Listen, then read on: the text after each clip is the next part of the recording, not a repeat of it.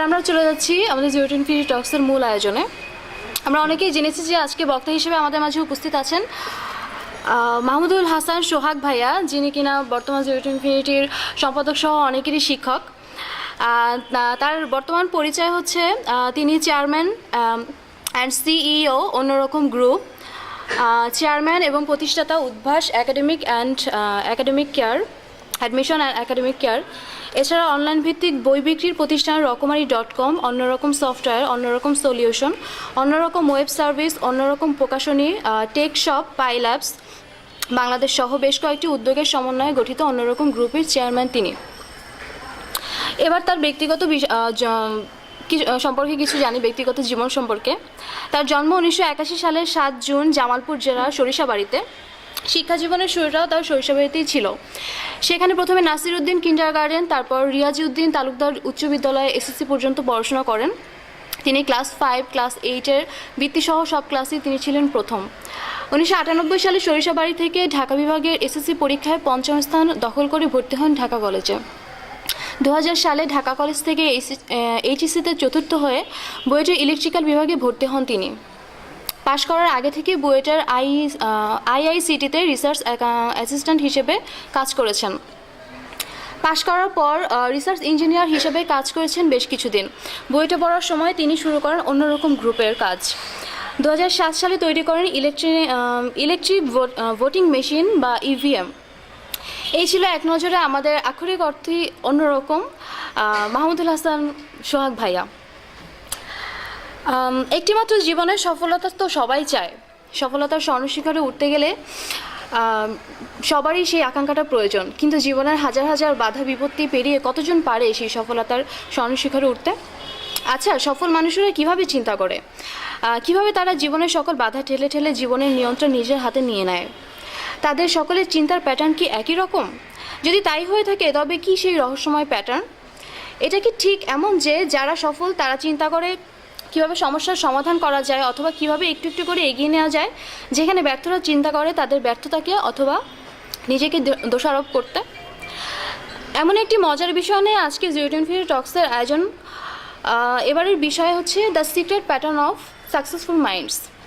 প্রতি মুহূর্তে বাধা বিপত্তিগুলো পেরিয়ে একটু একটু করে কীভাবে নিজের জীবনকে সফল করা যায়, আর এই নিয়ে বিজ্ঞানী বা কী বলে, তা জানার জন্য zero to infinity Tux team ছুটে গেছে সোহাগ ভাইয়ের কাছে। এ পর্যায়ে আমি আহ্বান জানাচ্ছি মাহমুদুল হাসান সোহাগ ভাইয়াকে ওনার মূল্যবান বক্তব্য উপস্থাপন করার জন্য। ধন্যবাদ।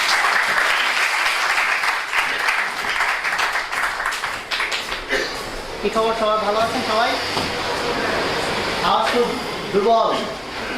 কি অবস্থা, সবার ভালো? আচ্ছা, এখানে মনে হয় অনেকে আছে আমার স্টুডেন্ট, বোধ হয়, আমার ধারণা। বাইরে বেশ কয়েকজনের সাথে পরিচয় হলো। তুই কি হাত তোলা যাবে যে কারা অলরেডি আমার স্টুডেন্ট ছিল? বেশি না, অনেকে আছে নতুন। আচ্ছা, অনেকে আছে নতুন। তো আমার নাম তো অলরেডি বলে ফেলছে। কারেন্ট আসছে? হ্যালো, হ্যাঁ, ও ক্যামেরার জন্য। আচ্ছা, তো আমার নাম অলরেডি বলে ফেলছে, আর আমি যতটুকু না তার চেয়ে বেশি কিছু বলে ফেলছে। মানে মনে হচ্ছিল যে না, আমি না জানি কি হয়ে গেছি। আসলে আমি কিছুই হই নাই। তো আমি দেখতে যেরকম ছোটোখাটো, অ্যাকচুয়ালি আমার অ্যাচিভমেন্ট আমার দৃষ্টিতে ছোটোখাটোই। But I am a happy person and I am a successful person. নিজেই যদি দাবি করি যে আমি সাকসেসফুল, এটা কীরকম বেহায়ার মতো শোনায় না? যে বেটা ব্যাক কল, নিজের গল্প নিজেই করে। তো এই জন্য আমি কেন এরকম বোকার মতো নিজেই নিজেকে সফল দাবি করলাম, সেই জন্য আগে একটু ব্যাখ্যা করা দরকার যে আমি সফল বলতে কি বুঝি, এবং আসলে সবাই দাবি করতে পারি কিনা যে আমরা সফল। অ্যাকচুয়ালি সফলের আমার কাছে মনে হয় যে কোনো এরকম রিজিড ডেফিনেশন নাই, এবং হচ্ছে যে ওরকম কোনো ঠিক মাপকাঠি নাই, স্ট্যান্ডার্ড নাই যে এইটা হইলে সফল। এক একজনের কাছে জিনিসটা এক এক রকম। সো যে যেটাকে সফলতা মনে করে, আমার কাছে মনে হয় সেটাই সফলতা। যেমন আমরা যাদেরকে সফল বলি তথাকথিতভাবে, বা সোসাইটি যাদেরকে সফল বলে, বা মিডিয়া যাদেরকে সফল বলে, এদের মধ্যে কয়েকটা ধারা আছে। যেমন একটা হচ্ছে টাকা পয়সার সফল, যে অনেক অনেক টাকা বানাইছে, বিল গেটস, জাকারবার্গ, এরকম। আরেকটা ধারা আছে যে ক্ষমতা, যে প্রেসিডেন্ট হয়েছে, বিশাল পলিটিশিয়ান হয়েছে, এটাকে অনেকে বলে সফল। আবার হচ্ছে যে সায়েন্টিস্ট, অনেক বড় সায়েন্টিস্ট, অনেক বড় টেকনোলজিস্ট, তাদেরকে আমরা সফল বলি, সেটা একটা ধারা। অনেকে আছে যারা মানুষের কল্যাণে অনেক বড় বড় কাজ করে গেছেন, মাদার তেরেসা, তাদেরকে বলা হয় সফল। সো যে যে দৃষ্টিভঙ্গিতে দেখতে চায়, ইটস ওকে, কোনো সমস্যা নাই। আমি যে দৃষ্টিভঙ্গিতে দেখি সেটা হচ্ছে যে আমার মেজারমেন্ট হচ্ছে আমি সুখী কিনা। ইফ আই এম হ্যাপি আমি বলি যে তাহলে আমি সাকসেসফুল। কারণ আমি অনেক বড় বিজ্ঞানী হইলাম বা অনেক বড় টাকাওয়ালা হইলাম, but I am not happy, তাহলে আমার এটা কিন্তু আমার কমপ্লিটলি পার্সোনাল ডেফিনেশন। তো আমি মনে করি if I am not happy তাহলে আমি বলবো আমি সাকসেসফুল না। তাই আমি যখন দাবি করছি আমি সফল, আমার ডেফিনেশন ছিল আমি হ্যাপি, তাই সফল। আমি কবে হ্যাপি ছিলাম? আমি অলমোস্ট সারা জীবনই হ্যাপি ছিলাম। এখন ধরেন আমার প্রতিষ্ঠান যখন আমি শুরু করি, আমার স্টুডেন্ট লাইফে ইন্টার পাস করে বুয়েটে ঢুকছি যখন, তার মানে সেই 2000 সাল, মানে তখন আমি আজ কত বছর আগে, 2014 বছর আগে বা 13 বছর আগে, তখন আমার পুঁজি ছিল 6000 টাকা। 6000 টাকা এমন কোনো ইস্যু না, টিউশনি করে টাকা জমাইছিলাম। তারপর 6000 টাকা থেকে মানে এটা সেটা অনেক কিছু চেষ্টা করতে করতে করতে করতে কিছু কিছু অ্যাচিভমেন্ট হয়েছে আমার। তো সেই মিলায় এখন একটা অন্যরকম গ্রুপ, সেখানে প্রায় 1000 মানুষ এখন কাজ করে, 1000 বা 1000 একটু বেশি হবে হয়তো। তো এই যে একটা লম্বা রাস্তা আমাকে পাড়ি দিতে হয়েছে, এই রাস্তাটা কখনোই দ্যাট ওয়াজ নট ইজি। যদি নর্মাল দৃষ্টিভঙ্গিতে দেখা হয় that was not easy, because আমার লাইফের প্রথম স্ট্রাগলের প্রায় 7-8 বছর গেছে মানে এক্সট্রিম স্ট্রাগলের মধ্যে দিয়ে। এক্সট্রিম মানে এক্সট্রিম, ইভেন লিটারেলি না খেয়েছিলাম, মানে টাকা ছিল না। তো এই কথা সব জায়গায় বলি না, বাট মাঝে মাঝে বলি। যেদিন আমার পকেটে টাকা ছিল না খাবার কেনার মতো, সেদিনও I was happy and I was successful. কাজে এই দাবি আমি সবসময় করি, I am successful because I am happy. এখন কেউ যদি জিজ্ঞেস করে ভাই আপনার খাওয়ার টাকা নেই, আপনি হ্যাপি হলেন, এটা কেমনে সম্ভব? ওইখানে আসল জিনিসটা হচ্ছে হ্যাপিনেস কি কোনো বস্তুর উপর ডিপেন্ড করে কিনা, কোনো ম্যাটেরিয়ালের উপর ডিপেন্ড করে কিনা? আমার পার্সপেক্টিভ থেকে নো। আমার পার্সপেক্টিভ থেকে হ্যাপিনেস ডিপেন্ড করে মানুষের দৃষ্টিভঙ্গির উপর। আজকে যদি ধরেন আপনার 2 সেট ড্রেস আছে, আপনি আনহ্যাপি ফিল করতেছেন যে আরেকজনকে দেখলাম 50 সেট জামা, আমার মাত্র 2 সেট, হাই রে আমার ফাটা কপাল। তো আপনি ভাবলেন এটা ফাটা কপাল, 50 সেট জামা হইলে আমি খুশি হয়ে যাব। আপনি কি গ্যারান্টি দিতে পারবেন যেদিন আপনার 50 সেট হবে সেদিন আপনি হ্যাপি হয়ে যাবেন? ডেফিনেটলি না। যেদিন 50 সেট হবে সেদিন আরেকজনকে খুঁজে পাবেন যার 1000 সেট, তখন ভাববেন আমার কপাল তো এবার ডাবল ফাটা, যে কারণ আগে 2 এর সাথে 50 গ্যাপ ছিল কম, এবার 50 এর সাথে 1000 গ্যাপ অনেক বাড়ছে। You can never be happy. এই রুমে অন্তত যারা আছেন, আন্দাজে বলতেছি, আমার ধারণা এখানে কেউ নাই যার 3 বেলা খাবার ব্যবস্থা নাই। আই এম শিওর, মানে আন্দাজেই বললাম, বাট আই এম শিওর এখানে যারা আছেন 3 বেলা খাবার ব্যবস্থা আছে। সবাই অলরেডি ড্রেস পরেই আসছেন দেখতে পাচ্ছি, এবং মোটামুটি ডিসেন্ট ড্রেস, নট যে ছেঁড়া টেরা এরকমও না। এবং আমার ধারণা সবার রাতে থাকার জায়গা আছে, মানে মাথার উপর চাল আছে। স্টিল দেন আমরা যদি জিজ্ঞেস করি কয়জন হ্যাপি, দেখবেন যে হাত কারো কারো উঠে, কারো কারো উঠে না, অর্ধেক উঠে তো উঠে না, আর কেউ কেউ উঠে আরেকজনটা দেখা, তারপর এলো অবস্থা। আর যদি জিজ্ঞেস করা হয় ভাই আপনার হতাশার লেভেল কি, তাহলে তো মাশাআল্লাহ এটা হট টপিক যে ভাই কে কত বেশি হতাশ এবং কেন হতাশ। আর ফেসবুকে এটা তো এখন স্টাইল হয়ে গেছে যে ভাই আজকে আমার মন ভালো না, এটা লিখলে একটা স্টাইল হয়, একটা ভাব হয়। স্যার কেন আমরা হতাশ, কেন, কিসের জন্য হতাশ? 3 বেলা খাবার ব্যবস্থা আছে, কাপড় আছে, ঘুমানোর জায়গা আছে, তাই না?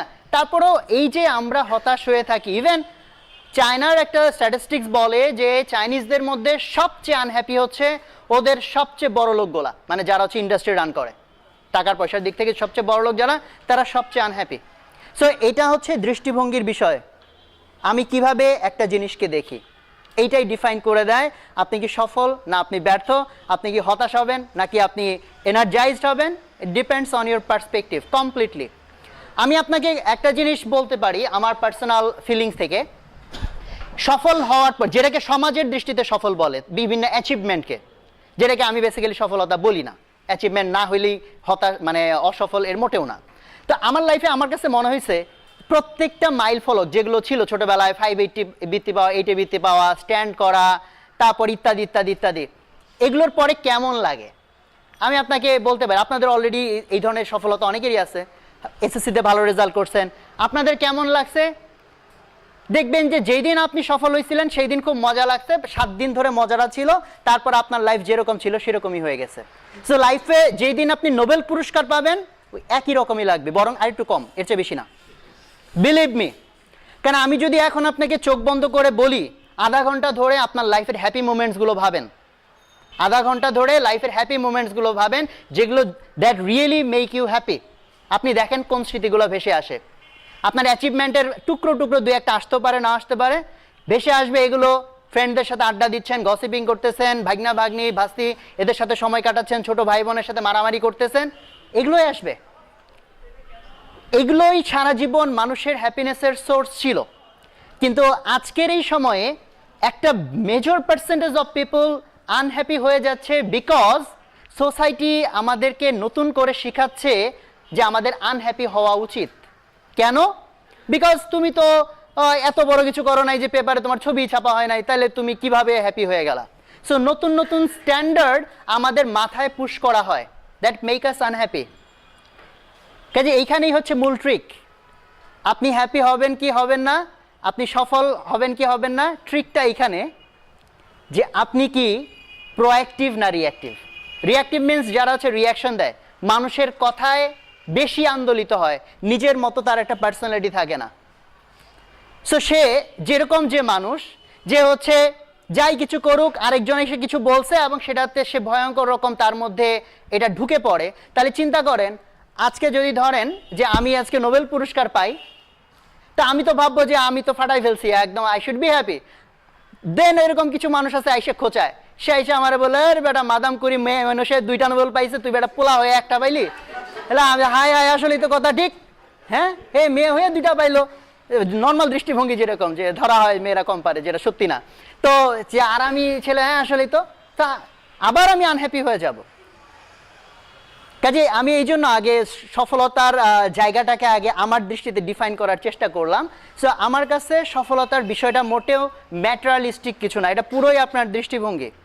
এবং ওই যে বলছিলাম যে অ্যাচিভমেন্টগুলোর জন্য আপনি এত কাতর হয়ে আছেন যে হ্যাঁ হ্যাঁ এটা পাইলাম না, এটা আমার হইলো না, ওইটা হওয়ার পর এমন কিছুই লাগবে না।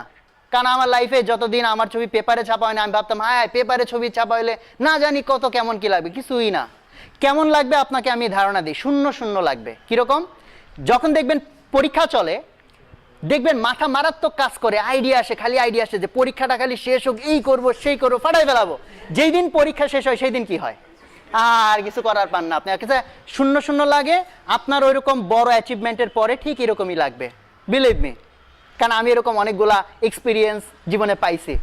অথবা আরেকভাবে বলা যায়, ঈদ যতদিন না হয় ততদিন বিশাল উত্তেজনা, ঈদ আসতেছে ঈদ আসতেছে ঈদ আসতেছে। ঈদের দিনটা কি হয়? মোস্ট অফ দ্য কেসে দেখবেন যে কেমন যেন বাচ্চা বয়সে মজার ছিল, বাট বড় বয়সে দেখবেন আর কিছু করতে পারতেছে না, বাট আগ পর্যন্ত উত্তেজনাটা থাকে। সেরকম এখন আপনি ভাবতেছেন আমাকে ভর্তি পরীক্ষায় ফার্স্ট হইতে হবে বা আমাকে ডিপার্টমেন্টে ফার্স্ট হইতে হবে। সো ওই যে অত দূরের একটা আপনি জার্নি ঠিক করে রাখছেন, ওটার জন্য লাইফকে হেল করে ফেলতেছেন, তার জন্য প্রতি মুহূর্তে আনহ্যাপি। আর ওইটা পাওয়ার পর হ্যাপি হবেন তাও কয়দিনের জন্য? সর্বোচ্চ 7 দিনের জন্য। তার জন্য লাইফকে তেজপাতা করে ফেলার কোনো দরকার নাই। Try to love the journey, এইটা হলো আসল কথা। যা যা আমি করতে থাকবো সেইটাকে ভালোবাসতে পারা, সেটাকে এনজয় করতে পারা, দ্যাট ক্রিয়েটস দ্য হ্যাপিনেস। যে আমি যেটা চাইছি আমার লাইফে, আমি যদি লিস্ট করি যে যেগুলোকে তথাকথিত সফলতা বলে, অ্যাচিভমেন্ট বলে, আমার লিস্টে সফলতা যদি থাকে 10টা, আমি শিওর ব্যর্থতার লিস্ট 100-র বেশি হবে। বিকজ আপনারা আমার কয়েকটা প্রজেক্টের নাম শুনছেন যেগুলো হয়তো ভাববেন যে হ্যাঁ এটা এটা হয়েছে, আর কি কি যে হয় নাই সেটার লিস্ট তো আসে নাই, সেটার লিস্ট ওয়ে বিগার, এটা হচ্ছে অনেক অনেক বড় লিস্ট যে আমি কত বেশি জায়গায় ফেল করছি। But I am always happy because I love the journey, যে আমি যেটা করতেছি করতেই মজা পাচ্ছি। বাট আলটিমেটলি ওই পয়েন্টে গেলাম কি গেলাম না, এটাকে এত মেজর হিসেবে দেখার কিছু নাই। আর আমরা ওটাকেই খুব মেজর মনে করি, সেটা থেকে আমাদের অসুস্থতা শুরু হয়। বাট আপনি যদি সাকসেসের আমার সংজ্ঞাতে আপনি অ্যাগ্রি না করেন তাতেও সমস্যা নাই। আমার মূল টপিক এটা না যে সাকসেসের সংজ্ঞাটাকে ইম্পোজ করা। সাকসেসের সংজ্ঞা আমি ইম্পোজও করতে চাই না। আপনার দৃষ্টিতে যদি মনে হয় যে না ম্যাটেরিয়ালিস্টিক কিছু পাওয়াটাই সাকসেস, সেটা হলেও সমস্যা নাই। আমি তাহলে আমার মূল পয়েন্টে আসবো। আপনি যেটাকেই সাকসেস মনে করেন না কেন, সেটার পেছনের কোনো সিক্রেট প্যাটার্ন আছে কিনা। তো আমি মাহমুদ যখন বললো যে ভাইয়া টপিকটা কী দেওয়া যায়, তো আমি সাইকোলজি নিয়ে খুব ইন্টারেস্টেড এবং লাস্ট প্রায় 3 ইয়ার্স ধরে আমি একটু স্পিরিচুয়াল লেভেলের এবং একটু সুইডো সায়েন্স বলতে পারেন, একটু আধ্যাত্মিক লেভেলের জিনিসপত্র ঘাটাঘাটি করি। তো আমার লাইফে আমি একসময় একটু অ্যাগনোস্টিক ছিলাম, ঠিক নাস্তিক বলবো না, বাট আম্মু নামাজ পড়তে পাঠাইতো, বাট মানে ঠিক অবিশ্বাসটা এটা ছিল আর কি প্রচণ্ডভাবে। ইন্টার লাইফে এসে আমি প্রথম আস্তিক হই এবং খুব মজার। আমার এক স্যার ছিলেন, উনি ছিলেন কঠিন নাস্তিক। স্যারের সাথে ঘুরতে ঘুরতে আমি আস্তিক হয়ে যাই। তো তো আস্তিক হয়েছি, বাট তখন প্র্যাকটিশনার ছিলাম না, মানে নামাজ কালাম ঠিক মতো পড়তাম না। তো লাস্ট প্রায় 2.5-3 বছর হয় আমার মধ্যে একটা বড় চেঞ্জ আসছে। তখন থেকে মোটামুটি ধর্মীয় বিধান ফলো করার চেষ্টা করি। তো তখন থেকে আমার খুব কোর ইন্টারেস্ট, কারণ আমি যে লাস্ট যে প্র্যাকটিশনার হয়েছি ওটা খুব মজার স্টাডি, আমার কাছে খুব মজা লাগে। পুরা পৃথিবী আমরা যেভাবে চিনি মনে হয় যেন পুরা পৃথিবী যেভাবে চলে, আমার কাছে মনে হয় না। আমি পুরো পৃথিবীকে কমপ্লিটলি ডিফারেন্ট ওয়েতে দেখি আর কি, দেখি মানে ডিফারেন্ট লাগে আমার কাছে। যেটাকে সবাই খুব, যেমন একটু আগে বললো যে বিগত 100 বছরের নোবেল পুরস্কার এবং 100 বছরে এই সেই হয়ে সভ্যতা বিশাল আগাই গেছে। I never buy this theory. আমি মোটেও মনে করি না যে আমরা খুব বেশি সভ্য হয়েছি, বরং আমার কাছে তীব্রভাবে মনে হয় আমরা দিনে দিনে বেশি বেশি অসভ্য হয়েছি। এবং এটা নিয়ে ডেফিনেটলি ডিবেট হইতে পারে, বাট ওইটা একটা লম্বা ডিবেটেড টপিক। বাট আমি বলতে চাই যে লাস্ট 3 ইয়ার্স ধরে আমি এই জিনিসগুলো একটু ডিফারেন্ট ওয়েতে দেখতে শিখছি। এটা এমনি এমনি না, আমার কিছু স্টাডি থেকে। সেই স্টাডিগুলো করতে গিয়ে আমার কাছে মনে হয়েছে আমি কিছু সিক্রেট আবিষ্কার করছি, বলা যায় বলা যায় যে হ্যাঁ আমি কিছু সিক্রেট পাওয়া গেছি। হ্যাঁ, আপনারা কি মনে করেন আসলে সিক্রেট আছে? এটা তো একটা মার্কেটিং ল্যাঙ্গুয়েজ, যে সিক্রেট লিখলে পাবলিক বেশি বেশি ভাববে যে একটা খুব তাই না? আপনারা ধরে নিছেন যে আসলে একটা সিক্রেট আছে নাকি? এটা তো সিম্পল মার্কেটিং টেকনিক। সিক্রেট মিক্রেট লিখলে লোকজন এক্সাইটেড হয় বেশি, তাই না? Actually no, there is secret. Believe me, there is secret. Secret আছে। আমি একটা আপনাদের, তবে সেই সিক্রেটটা কি আজকে এই আধা ঘন্টা আমরা রিভিল করে ফেলবো কিনা? Definitely no. Definitely secret reveal করা মতো গ্রাউন্ড এটা না যে আধা ঘন্টার মধ্যে সিক্রেট রিভিল হয়ে যায়। But definitely I will give you some clue. যারা ইন্টারেস্টেড হবেন তারা সেই ক্লু ধরে আগাইতে থাকবেন এবং maybe you can find something. Clue দেওয়ার আগে শূন্যতম ক্লু দেই, মানে প্রথম থেকে তো শুরু হবে, তো তার আগের ক্লু সেটা হচ্ছে আপনি যদি চিন্তা করেন, যেমন ধরেন গৌতম বুদ্ধ, অথবা ধরেন ধর্মীয়ভাবে পীর মুরিদ, অথবা ধরেন সিক্রেট সোসাইটিস। সিক্রেট সোসাইটি নিয়ে তো এখন আবার লোকজনের মধ্যে অনেক নতুন নতুন আন্ডারস্ট্যান্ডিং আছে, ইনফার্নো, তারপরে ফ্রিমেসন, ইলুমিনাতি, এগুলো নিয়ে অনেকে পড়ালেখা করে। সো আপনি জাস্ট চিন্তা করেন সিক্রেসির বিষয়টা এই বিভিন্ন ধারায় কেন আছে, ধর্মের মধ্যে সিক্রেসি কেন, বা যারা ফর এক্সাম্পল ফ্রিমেসনরা বলতেছে science is the new god বা নিউ রিলিজিয়ান, বিজ্ঞান। তাদের তাইলে বিজ্ঞান তো সব কিছু খোলামেলা করতে চায়, এখানে গোপনের কিছু নাই। তো তারা কেন আবার সিক্রেসি মেনটেন করতেছে? Why they are telling that they hold a secret? Why? সিক্রেসির বিষয়টা কেন আছে? So this is the first clue. আপনি যদি মনে করেন না সিক্রেসির কোনো বিষয় নাই, সেখানে তাহলে আমার সাথে মতবিরোধ হবে। আই ডেফিনেটলি টেল ইউ সিক্রেসির বিষয় আছে। নাম্বার টু না, নাম্বার 1-এ আসবে এখন, না 0 নাম্বার বলছি। সিক্রেট যদি জানতে হয়, সিক্রেট কি মানুষ এমনি এমনি জানে কিনা, এমনি এমনি দেয় কিনা? আপনি সেটা সিক্রেট ব্রাদারহুডে যান, পীরের কাছে যান, গৌতম বুদ্ধর কাছে যান, সিক্রেট আপনাকে এমনি এমনি কেন দেয় না? দিলে সমস্যাটা কি? যদি যে কোনো ধর্মেরই টার্গেট থাকে আরও বেশি লোক গ্যাদার করা, যে কোনো ব্রাদারহুডের টার্গেট থাকে আরও বেশি লোককে গ্যাদার করা, তাহলে সিক্রেট একদম গণহারে মাইকে ঘোষণা করে পেপারে বিজ্ঞাপন দিয়ে বলে দিক, ওটা দিয়ে অ্যাট্রাক্ট হয়ে আরও বেশি অনুসারী চলে আসবে। সেটা না করে আমরা কেন এত গোপন পথ ধরে এত লম্বা প্রক্রিয়ার মধ্যে দিয়ে যাই? সো এটা নিয়ে ভাববেন, ইটস এ ক্লু। কেন? ধরেন আপনি যদি ধর্মীয় লাইনে বলেন, একটা পীরের কাছে যখন মানুষ যায়, যদিও পীর বলতে এখন তো ভণ্ডামি শুরু হয়ে গেছে, বাট দি পিউরিটির দিক থেকে আসি, যখন মানুষ যায় তখন সেই পীর, যদি পীরের পার্সপেক্টিভ কী হইতে পারে যে আমি বিধাতার উপাসনা করে আমি বেহেশতে পাওয়া যাব। সো এটা ভালো জিনিস তার দৃষ্টিতে এবং সবার কাছে ভালো। তাহলে সে তার শিষ্যকে সেই জিনিসটা যদি দিতে যায়, তার আগে আমার সিক্রেসির ধারাটা কেন তাকে লম্বা ওয়ে পাড়িয়ে দিতে হয়? গুরু শিষ্য, গুরু কেন শিষ্যকে তার লার্নিং রেডিলি দেয় না? কেন একটা লম্বা পথ পাড়িয়ে দিতে হয়? সো এটা নিয়ে ভাববেন। এই ভাবনাটা খুব জরুরি ভাবনা, কেন একটা লম্বা পথ পাড়ি দিতে হয়। আমি একটু এটার প্রসঙ্গে একটু ক্লু দেই। যদি আমি যতটুকু যা বুঝছি, যেটাকে যদি আমি সিক্রেট মনে করি, সেইটুকু আমি রেডিলি রিভিল করলে কি হইতো, আর রেডিলি রিভিল না করলে কি হবে? খুব গুরুত্বপূর্ণ কথা, পৃথিবীর সবচেয়ে বড় ভ্যালুয়েবল কথা যদি জাস্ট হাসতে হাসতে মানুষ বলে দেয়, জানো মানুষ, যেমন ফর এক্সাম্পল নো দাই সেলফ, এই লাইনটা আমরা শুনছি নাকি শুনি নাই? দেখবেন এই লাইনের কোনো ইম্প্যাক্ট আমাদের উপর নাই, অলমোস্ট নাই। আমি যদি বলি পৃথিবীর সবচেয়ে বড় কথা নো দাই সেলফ, সবচেয়ে বড় সিক্রেট, আপনারা আইসা উড়াই দিবেন, হ্যাঁ এটা আবার সিক্রেট হয় কেন? এটা তো সব জায়গায় লেখা আছে। সব জায়গায় লেখা আছে দেখেই সর্বনাশ হয়েছে, বিকজ আমরা এটার ভ্যালু বুঝি না। আমি এটা এক্সাম্পল বললাম। সিক্রেট মেনটেন করার এটা একটা অন্যতম জিনিস, যে আপনাকে ওই পথটা পাড়ি দিতে হবে, তখন গিয়ে আপনার ওই সেম কথা আপনার উপর যে ইম্প্যাক্ট ফেলবে, আপনি ওইটাকে যেভাবে রিসিভ করতে পারবেন নর্মাল ওয়েতে, আমি যদি জাস্ট বলে দেই, আপনি সেটা রিসিভ করতে পারবেন না। আমি একটা মাঝখানে লেকচার শুনতেছিলাম, খুব সুন্দর একটা কথা বলছেন, ওই লোকটার নাম আমি ভুলে গেছি। উনি বলছেন যে কারো সচেতনতার লেভেল যদি হয় এইটুক, তাহলে সে যখন একটা বই পড়ে ওই বই থেকে সে শিখেও এইটুক। আর যখন মানুষের সচেতনতার লেভেলটা বড় হয়, ওই সেম বই পড়ে সে লার্ন করে অনেক বেশি কিছু। সো আপনার লাইফে একই বই আপনার লাইফের বিভিন্ন স্টেজে পড়ে দেখবেন আপনি বিভিন্নভাবে বিভিন্ন পরিমাণ জিনিস লার্ন করতেছেন। সো এটা একটা ইম্পর্টেন্ট জিনিস, যে যদি সিক্রেট জানতে হয় তাহলে আপনাকে একটা লম্বা পথ পাড়ি দিতে হবে, আদারওয়াইজ ওই সিক্রেটের মর্মার্থ হয়তো বুঝে আসবে না। দ্যাটস ওয়াই আমি যতটুকু জানি সেইটুকু আমি কেন বলবো না, তার একটা ক্লু আমি বললাম, বিকজ হচ্ছে তাহলে সেই কথাটা যে ভ্যালুয়েবল কথা, এটা হয়তো আপনি উপলব্ধি করতে পারবেন না, মেবি। এই জন্য লম্বা পথ পাড়ি দিতেই হবে। এখন আসি যে এই যে হোয়াট এভার সিক্রেট, সেইটার দিকে যদি আমরা আগাইতে চাই, তাহলে আমাদেরকে বুঝতে হবে যে আমরা কারা, মানুষ কি।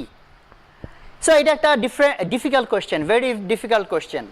সায়েন্সের দৃষ্টিতেও এটা ডিফিকাল্ট কোয়েশ্চেন, যে লাইফকে ঠিক যে খুব সুন্দরভাবে আমরা ডিফাইন করতে পারছি এরকম না। তো আমি আপনাদেরকে বলছি পুরো লেকচার ধরেই আমি কিছু কিছু ক্লু দিব। আমি একটা নাম বলি, একজনের নাম হচ্ছে ব্রুস লিপটন, একজন বায়োলজিস্ট, অনেক বড় একজন বায়োলজিস্ট, ওনার নাম হচ্ছে ব্রুস লিপটন। ব্রুস লিপটন দিয়ে সার্চ করলে পাবেন। ব্রুস লিপটন ওনার একটা লেকচারে একটা কথা বলছেন, খুবই সুন্দর। কথাটা হচ্ছে পৃথিবীতে বড় বড় 3টা মিসকনসেপশন আছে, যে 3টা মিসকনসেপশন পুরা হিউম্যান সিভিলাইজেশনকে ভুল ডিরেকশনে নিয়ে যাচ্ছে। সেই 3টার মধ্যে 3টাই বলতে গেলে হয়তো সময় লাগবে, আমি একটা অন্তত বলি। মিসকনসেপশন নাম্বার 1, ফিজিক্স যখন শুরু হইল, ক্লাসিক্যাল ফিজিক্স, নিউটনের হাত ধরে, গ্যালিলিওর হাত ধরে যে ফিজিক্স, এই ফিজিক্স বড় একটা মিসআন্ডারস্ট্যান্ডিং আমাদের মধ্যে ইনসার্ট করছে, সেটা হচ্ছে ম্যাটার ইজ এভরিথিং, বস্তুই সব, which is a very very big misconception. যখন কোয়ান্টাম ফিজিক্স আসছে, কোয়ান্টাম ফিজিক্স এবং ক্লাসিক্যাল ফিজিক্স, অনেকের আমি জানি না সবাই ফিজিক্স নিয়ে ইন্টারেস্টেড কিনা, কোয়ান্টাম ফিজিক্স আর ক্লাসিক্যাল ফিজিক্সের মধ্যে কিন্তু বিশাল একটা ঘাপলা আছে। মানে ফিজিক্স অ্যাকচুয়ালি বলতে গেলে 2টা ভাগে বিভক্ত। এবং আর একটা মজার বিষয় হচ্ছে, কোয়ান্টাম ফিজিক্স যখন ইন্ট্রোডিউসড হয়, অনেকজন বিজ্ঞানী এটার পিছনে ভূমিকা রাখছেন। এবং আপনারা সবচেয়ে ভালো হয় ইউটিউবে কোয়ান্টাম ফিজিক্স লিখে সার্চ করবেন, বা কোয়ান্টাম মেকানিক্স লিখে দেখবেন যে ডকুমেন্টারিটা 1 নম্বরে আসবে, মেবি ডিসকভারি চ্যানেলের একটা ডকুমেন্টারি, খুব সুন্দর। ওই ডকুমেন্টারিটা দেখবেন যে কোয়ান্টাম ফিজিক্সের ধাপে ধাপে আইনস্টাইন চরমভাবে বিরোধিতা করছে।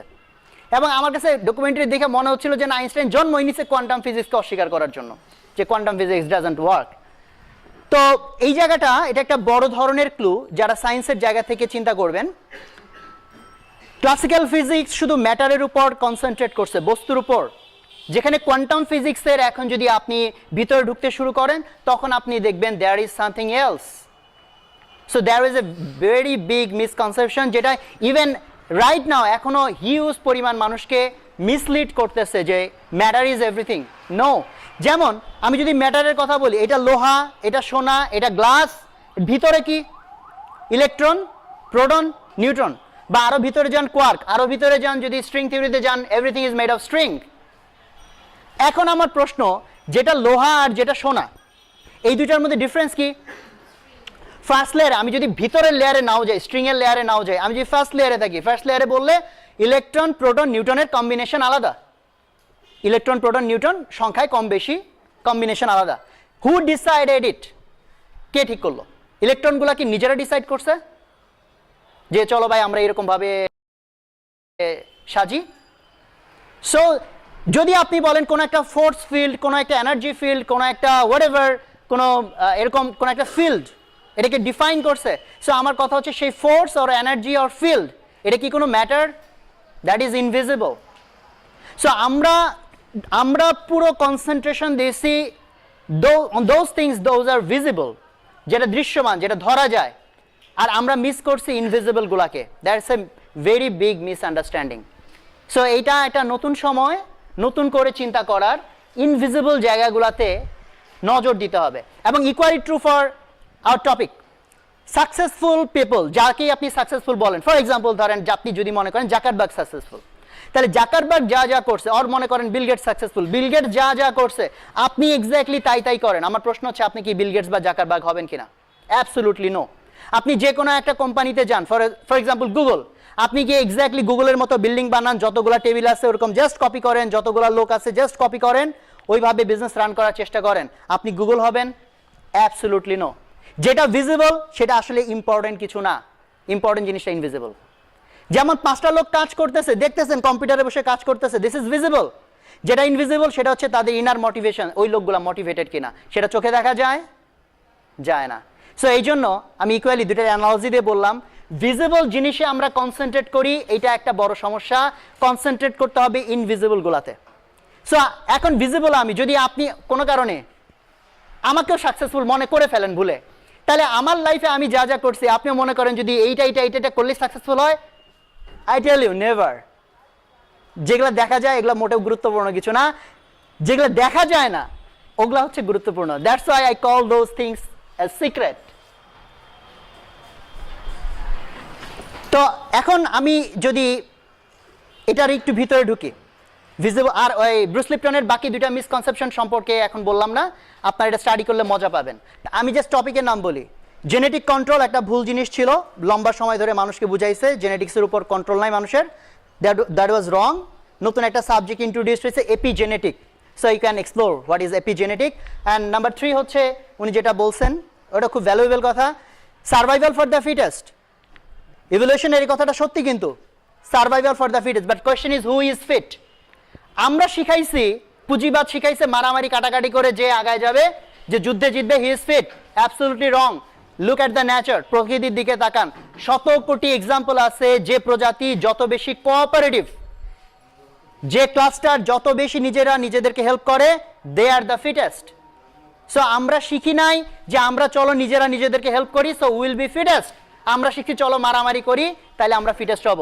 সো লাইনটা ঠিক ছিল, survival for the fittest. But সমস্যা হচ্ছে ফিট কারা, তার ডেফিনেশনে গিয়ে সমস্যা হয়ে গেছে। তো যাই হোক, আমি আবার সেই জায়গাটায় আসি, visible and invisible. So invisible জায়গাটাতে আসলে কনসেন্ট্রেট করতে হয়। সো এখন আমি আপনাদেরকে সাকসেসের যেগুলো নর্মাল ভিজিবল লেয়ার, সেটার থেকে একটু ইনভিজিবল লেয়ারে নিয়ে যাওয়ার চেষ্টা করব। স্টিভ জবসের জীবনী হয়তো আপনারা অনেকে পড়ছেন। স্টিভ জবসের লাইফে 3টা বই, উনি যেটা বলছেন ওনার ভাষ্য মতে 3টা বইয়ের ইম্প্যাক্ট ছিল খুব বড়। বই 3টার একটা হচ্ছে দ্য অটোবায়োগ্রাফি অফ এ যোগী, এই যে ভারতে যে যোগী সন্ন্যাসী আছে, ওই সেই বই। আমি পুরোটা শেষ করিনি, অর্ধেক পড়ছি। আর এটা হচ্ছে cutting through the spiritual materialism, spiritual বিষয়পাতি। অ্যান্ড থার্ড বুক হচ্ছে Zen mind, the beginner's mind, Zen mind. Zen হচ্ছে এক ধরনের ধ্যান, বুদ্ধিস্টরা করে, বৌদ্ধরা। খুব মজার জিনিস খেয়াল করছেন, স্টিভ জবস 3টা বই উনি বলছে ওনার ইন্সপিরেশনের সোর্স 3টাই হচ্ছে এইসব তুকতাক বিদ্যা, লাইক ধ্যান, মেডিটেশন, স্পিরিচুয়ালিটি, যোগী মোগী। এবং এইখানে আরো মজার কথা, স্টিভ জবস ভার্সিটি ছেড়ে দিয়ে ইন্ডিয়ায় চলে আসছিল, আপনারা জানেন কিনা আমি জানি না। হি ওয়াজ ড্রপ আউট। এবং দেখেন ব্রিলিয়ান্ট মাইন্ডগুলো সব ড্রপ আউট হয়। এই যে Steve Jobs drop out, inter pass, Bill Gates inter pass, Zuckerberg inter pass. তা আমি দেখলাম যে শালা আমিও সাকসেসফুল হইতাম, জাস্ট ইন্টারটা মানে পরে আমি আসলে অনার্স পাস করে ফেলার পরে, তা আমি আর আমার পার্টনার যে লিটন, আমরা অবশেষে খুঁজে বের করছি আমরাও ড্রপ আউট, আমরা মাস্টার্সে ড্রপ আউট। তো মাস্টার্সে গিয়ে আমরা আর কমপ্লিট করি নাই, খালি ভাবলাম যদি আর একটু আগে ড্রপ আউট হইতাম তাইলেই বড় কিছু একটা হয়ে যাইতো। তো যাই হোক, হয় নাই আর কি। তো এটা মজার বিষয়। তো আমি ওই স্টিভ জবসের প্রসঙ্গ আনলাম একটা কারণে, যে আমি যে ইনভিজিবিলিটির কথা বলতেছি, স্পিরিচুয়ালিটির কথা বলতেছি, I am not the only person. আপনি স্টিভ জবসের জীবনী পড়েন, স্টিভ জবস একটা খুব সুন্দর কথা বলছে, ওয়েস্টার্ন পিপলরা they only use their head, they only use their brain, they don't use their mind. তারা তাদের মনটাকে ইউজ করে না। ফলে স্টিভ জবসকে নিয়ে যত অ্যানালাইসিস হয় ওয়েস্টার্ন ভিউতে, আমার দৃষ্টিতে অ্যানালাইসিসগুলোর মধ্যে সমস্যা আছে। ইস্টার্ন ভিউতে অ্যানালাইসিস করলে আই থিঙ্ক আমরা তাকে আরও ভালো বুঝতে পারবো। ইস্টার্ন ভিউ মানে আমাদের এই প্রাচ্যের যত সব শিক্ষা, প্রাচ্যের যত সব ইস্যুস। জেন মাইন্ড, আমি ওই প্রসঙ্গটা আনছি একটা আসলে উক্তি বলার জন্য। জেন মাইন্ড যে বইটা, এটার যে রাইটার উনি একটা কথা বলছেন, in the beginner's mind there are many possibilities, in the expert mind there are few. Beginner's মাইন্ডের কাছে অনেক অনেক পসিবিলিটি, অনেক অনেক সম্ভাবনা, অনেক অনেক কারণ, অনেক অনেক cause. Expert mind very few. এ কথা এই জন্য বললাম, আপনাকে এখন আমরা যদি বলি যে চলেন ভাই আমরা সবাই মিলে সাকসেসফুল মানুষদের কি কি অ্যাট্রিবিউট থাকে, সাকসেসফুল মানুষদের কি কি গুণাবলী থাকে, চলেন আমরা লিস্ট করি। আমার ধারণা উইদিন 5 মিনিটস আমরা অন্তত 30টা জিনিসের নাম লিখে ফেলতে পারবো। সহজ, কারণ ছোটবেলার রচনা শিখছি, পরিশ্রম, সৌভাগ্যের প্রসূতি, ওখান থেকে আসলো পরিশ্রম, সময়ানুবর্তিতা, অধ্যবসায়। দেখবেন রচনার মধ্যে অনেকগুলো নাম আমরা বের করে ফেলতে পারবো। সফল মানুষ এই হয় সেই হয়। ওয়েল, 3 মিনিটে যদি আমরা 30টা গুণাবলী লিখে ফেলি, তাহলে আমি বলবো it's a beginners mind view. Beginners mind, তার কাছে অনেক পসিবিলিটি, অনেক option. Expert mind very few. So এই জন্য আমি যদি বলি যে এটা নিয়ে কি ডিবেট করবেন কিনা, যারা সফল হয় তারা পরিশ্রম করে নাকি করে না? লেজি মানুষগুলো সফল হয়ে যায়, আলসা মানুষগুলো সফল হয়ে যায়। কথা সত্যি? না, সত্যি না। আপনি পারবেন না যে এই এক্সাম্পল খুঁজে বের করতে পারবেন না। ট্রিমেন্ডাসলি এফোর্ট দিয়েছে সমস্ত সাকসেসফুল মানুষ। তাইলে আপনি বলতে পারেন এটা একটা সিক্রেট? আমি বলবো না, এটা সিক্রেট না, এটা ওপেন। সিক্রেট অন্যটা, যে পরিশ্রম করলে, মানে অন্য ফ্যাক্টরগুলো বাদও যদি দেই, পরিশ্রম করলে যদি সফল হয়, দেন আমার প্রশ্ন হচ্ছে কেউ পরিশ্রম করে কেউ করে না কেন? Maybe that is a secret. পরিশ্রমটা সিক্রেট না, সিক্রেট হচ্ছে পরিশ্রম কেউ করে কেউ করে না কেন। একইভাবে আপনি যদি, তা আমি যদি আপনাকে বলি যে ভাই আপনি কি সফল হতে চান, আপনি বলবেন হ্যাঁ, আপনার যে দৃষ্টিভঙ্গিতে সফলতা যাই হোক, আপনি বলবেন হ্যাঁ সফল হতে চাই। তাই আমি বলবো ভাই পরিশ্রম করেন। না করছে কে? এর জন্য তো প্রত্যেকভাবে পাওয়ার কিছু নাই, এর জন্য টাকা পয়সা লাগে না। আপনি যদি বলেন ভাই সফল মানুষরা অধ্যবসায়ী, আমি বলবো হ্যাঁ আপনিও হন, সমস্যা কি? আটকাইছে গে? সফল মানুষরা নিয়মানুবর্তী হয়, সমানুবর্তী হয়, আপনিও হন, আটকাইছে গে? সফল মানুষরা লেগে থাকে, হন, আপনি লেগে থাকেন। সফল মানুষরা ইতিবাচক দৃষ্টিভঙ্গি রাখে, আপনি ইতিবাচক দৃষ্টিভঙ্গি রাখেন। আপনি চিন্তা করে দেখেন এর কোনোটার জন্য টাকা লাগে না। তাহলে আটকাচ্ছে কোথায়? বিকজ আমরা সারফেসে তাকাইছি। Beginners mind. একটা পুকুরে যদি ময়লা এসে পড়ে, একটা পাইপ দিয়ে ময়লা এসে পড়তেছে, সো আমরা ময়লাটা আসলে দেখবো কিন্তু সারফেসে, পুকুরের উপরে ভেসে থাকবে। সো বিগিনার্স মাইন্ড চিন্তা করবে এই পুকুরটা ক্লিন করতে হলে সারফেসের ময়লাগুলা সেচে ফেলে দিতে হবে। পুকুর কি ক্লিন হবে? হবে না, কারণ ওই পাইপ দিয়ে ময়লা আসতেই থাকবে। সো এক্সপার্ট মাইন্ড সে কোথায় আটকাবে? কি করবে? সে পাইপ আটকানোর চেষ্টা করবে এবং দেখেন ওই ছোট্ট উদ্যোগ বিশাল সমস্যার সমাধান করবে। অ্যাকর্ডিংলি আমি যদি বলি একটা গাছের গোড়ায় পোকা ধরছে, পোকা ধরার ফলে গাছটা মরে যাচ্ছে, পাতা সব শুকায় যাচ্ছে। বিগিনার্স মাইন্ড প্রবলেম দেখবে পাতায়, যেটা ভিজিবল। সে পাতা সমাধান করার চেষ্টা করবে এবং সে ফ্রাস্ট্রেটেড হয়ে যাবে, কারণ পাতায় তো রোগ না। সো পাতা ট্রিটমেন্ট করার চেষ্টা করলে ঠিক হবে না, যদি হয়ও still then you will be frustrated, because হাজার হাজার পাতা কোনটা রাইখা কোনটাকে আপনি সমাধান করবেন। এক্সপার্ট মাইন্ড কোথায় তাকাবে? গোড়ায়। ওই গোড়ার পোকাটাকে ঠিক করে দিবে, সব কিছু ঠিক হয়ে যাবে। সো এই জন্য যখন আমরা সফলের অ্যাট্রিবিউট হিসেবে ভাবি পরিশ্রম, অধ্যবসায়, এই সেই হাবি যাবি, আমি সব মনে করি দিজ আর সারফেস। সারফেসের ভিতর ঢুকতে হবে। সারফেসের ভিতরের কোশ্চেনটাই হলো মানুষের পার্থক্যটা রিয়েলি কোন জায়গাটায়। যেমন আমি যদি জিজ্ঞেস করি আপনারা আপনাদের ভালো চান না খারাপ চান, অ্যান্সার তো অবভিয়াস, কি বলবেন? ভালো চাই। ঠিক আছে, এখন আমি যদি আপনাকে বুঝাইতে পারি, কনভিন্স করতে পারি যে ভাই এই রাস্তায় গেলে ভালো হবে, এই রাস্তায় গেলে খারাপ হবে, কোন রাস্তায় যাবেন?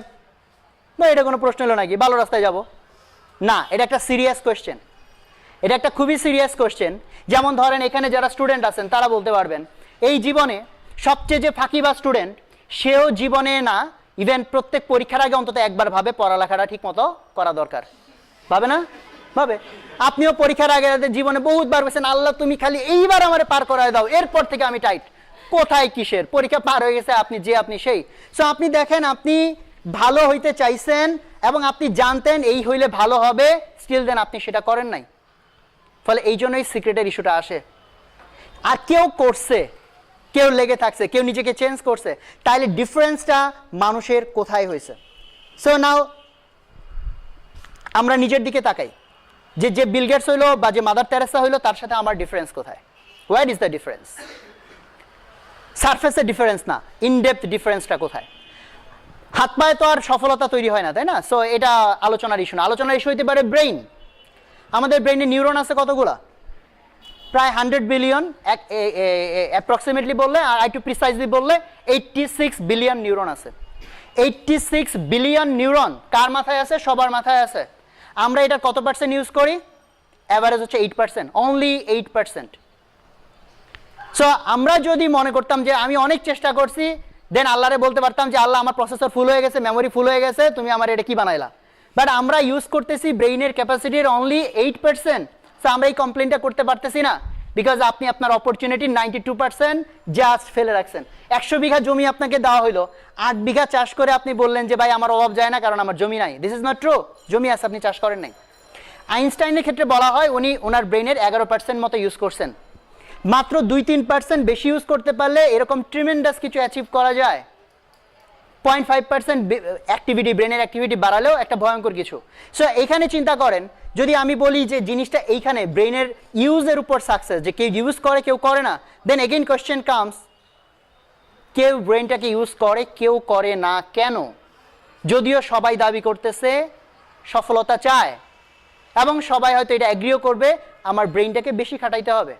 তাহলে এই ডিফারেন্স কোত্থেকে তৈরি হয়? সো এখানে আমি একটা ক্লু দিব, এটা একটা বড় ক্লু। আপনি আসলে আপনি না, আমি আসলে আমি না। এটা ভাবের কথা হইলো, বাট ভাবের কথা না, চরম রকম সত্যি কথা। আপনি যা ভালোবাসেন, আপনি যা হইতে চান, আপনি যা বিলিভ করেন, আপনি সেই মানুষটা না। যেমন প্রচুর মানুষ আছে সিগারেট খায়, সে ভাবছে আমি সিগারেট আর খাবো না। এটা কিন্তু সে ভাবছে, সিরিয়াসলি ভাবছে, বাট পারে না, নিজেকে রেস্ট্রেইন করতে পারে না। কেন? থাকিবা স্টুডেন্টও ভাবছে আমি সিরিয়াসলি পড়ালেখা করব, পারে নাই। কেন? বিকজ আমি তো আমি না, আপনি আপনি না। আমাদের ব্রেইনের মেইন যদি বলি আমি, দুইটা অংশ, সাবকনশিয়াস মাইন্ড, সিক্রেটের এখন বড় part, subconscious and conscious mind, সচেতন মন এবং নবচেতন মন। আমরা সারাদিন যত অ্যাক্টিভিটি করি, এই যে মানে কত কাজ করতেছি, কত ভাবনা চিন্তা করতেছি, ব্রেইনের কোন পার্টটা কতটুকু কন্ট্রিবিউট করতেছে, সাবকনশিয়াস পার্ট কতটুকু আর কনশিয়াস পার্ট কতটুকু।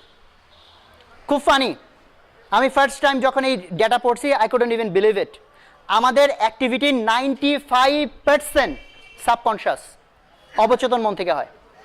যারা বিলিভ করতে যাদের সমস্যা হচ্ছে তাদের জন্য ক্লু বলি, যেমন আপনি রাইট নাও নিঃশ্বাস নিচ্ছেন, যাক কারেন্ট আসছে, আমার গলার উপর একটু চাপ কম যাবে।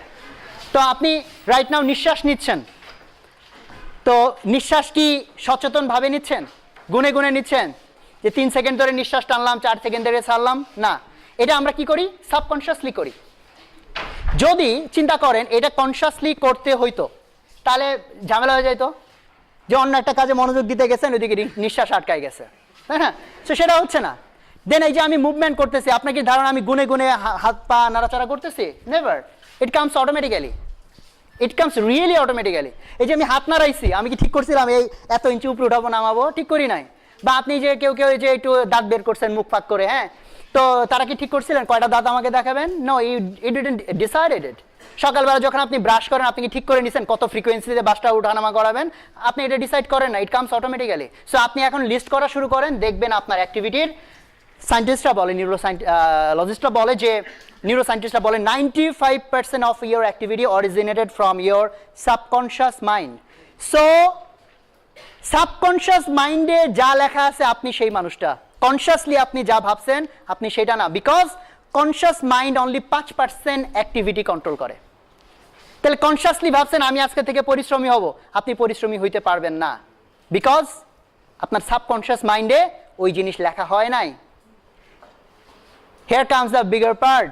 এখন আসেন সাবকনশিয়াস মাইন্ডের একটা খুব ইউনিক বৈশিষ্ট্য, খুবই খুবই ইউনিক বৈশিষ্ট্য। সেটা হলো সাবকনশিয়াস মাইন্ড রিয়েল এবং ভার্চুয়াল এই দুইটার মধ্যে ডিফারেন্স করতে পারে না। তার মানে হলো এই যে আপনারা এখানে বসে আছেন, এইটা আমার কাছে রিয়েল, যে হ্যাঁ রিয়েলি এই মানুষগুলো আমার সামনে বসে আছে, অ্যান্ড ইটস রিয়েল। যদিও রিয়েল আসলে কি, এটাও একটা কোয়েশ্চেনেবল জিনিস। যাই হোক, আর যদি হয় যে আপনাদের ছবি এখানে রাখা, তাহলে আমি সচেতনভাবে জানি যে ওইটা ছবি আর এগুলো হচ্ছে, এটা ছিল রিয়েল, বাট আমার সাবকনশিয়াস মাইন্ড ও এটা এই দুটার মধ্যে পার্থক্য করতে পারবে না। খুবই পিকুলিয়ার এটা, কারণ যখনই কোনো সিগন্যাল আমার চোখ হয়ে আমার ব্রেনের কাছে যায়, যেটাকে আমরা বলি সেন্ট্রাল নার্ভাস সিস্টেম, চোখ তারপর আমার ত্বক, মানে যে আমাদের সেন্সরগুলো হয়ে যে যে ইনফরমেশনগুলো আমাদের ব্রেনের কাছে যায়, তো নার্ভাস সিস্টেম হয়ে এটা ইকোটা মনে কমাই দিলে ভালো হয়। তো আমরা এই সেটা সাবকনশিয়াস মাইন্ডের কাছে যখন যায়, সাবকনশিয়াস মাইন্ড এটা ইয়ে করতে পারে না, ডিস্টিংগুইশ করতে পারে না। যেটার প্রমাণ কি, সময় থাকলে আমি অনেক প্রমাণ দিতাম, একটা দুইটা বলি। দেখবেন আমরা যখন মুভি দেখি, মুভি দেখার সময় আমরা রিয়াকশন দেই, এই বেটা ডানে যা এই কর, মানে আমরা ইনস্ট্রাকশন দেই কি পাগলের মতো। তা আপনার ইনস্ট্রাকশনও শুনবে। দেখবেন এই যে সিনেমার কিছু দৃশ্য আছে, ধরেন নায়ক হচ্ছে ভিলেনকে আধমরা কইরা এরকম আস্তে আস্তে যাচ্ছে, ভিলেন এদিকে আস্তে আস্তে পিছনে পিস্তল একটা নিয়ে এরকম করে যখন টাক করবে, আপনি দেখতেছেন আর রাগে গাধা পিছনে তাকা, আপনি নায়করে ইনস্ট্রাকশন দিচ্ছেন যে গাধা তুই পিছনে তাকা। হাউ ফানি, আমরা এটা কেন করি? এবং দেখবেন আপনি এটা নিজেকে আটকাইতে পারবেন না, আপনি এটা করবেনই। এবং আরো মজার কথা দেখেন, যে একটা দুঃখের মুভি দেখে আমাদের কষ্ট লাগে, যেমন ব্রেভার্ড আমি সেকেন্ড টাইম আর দেখি নাই এবং ভাবছি আর দেখবো না, মানে এত কষ্ট লাগছে আমার। ব্রেভার্ড তো হয়তো রিয়ালিস্টিক কাহিনীর উপর, আপনি রিয়ালিস্টিক বাদ দেন, ইভেন কার্টুনের মধ্যে যদি খুব দুঃখের কাহিনী থাকে দেখে আমরা কত দুঃখ পাই। বাকের ভাইয়ের জন্য তো ইভেন মিছিল পর্যন্ত আমরা করে ফেলছি, বাকের ভাইয়ের ফাঁসি আটকাইতে হবে। চিন্তা করেন এই পাগলামিগুলো আমরা কেন করি?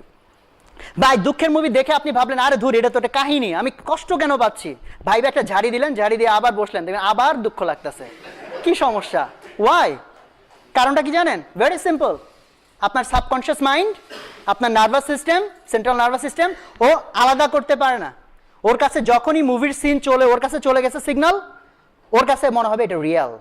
যে কারণে দেখেন আপনারা যদি এখন চোখ বন্ধ করে যার যেটা ফেভারিট খাবার, যেমন তেঁতুল বললে তো অনেকের মুখে পানি আসে, তো আমি যদি তেঁতুলের বর্ণনা করি, আমি নিশ্চিত একটু সময়ের মধ্যে 90% লোক ঢোক চিপবে, তাই না?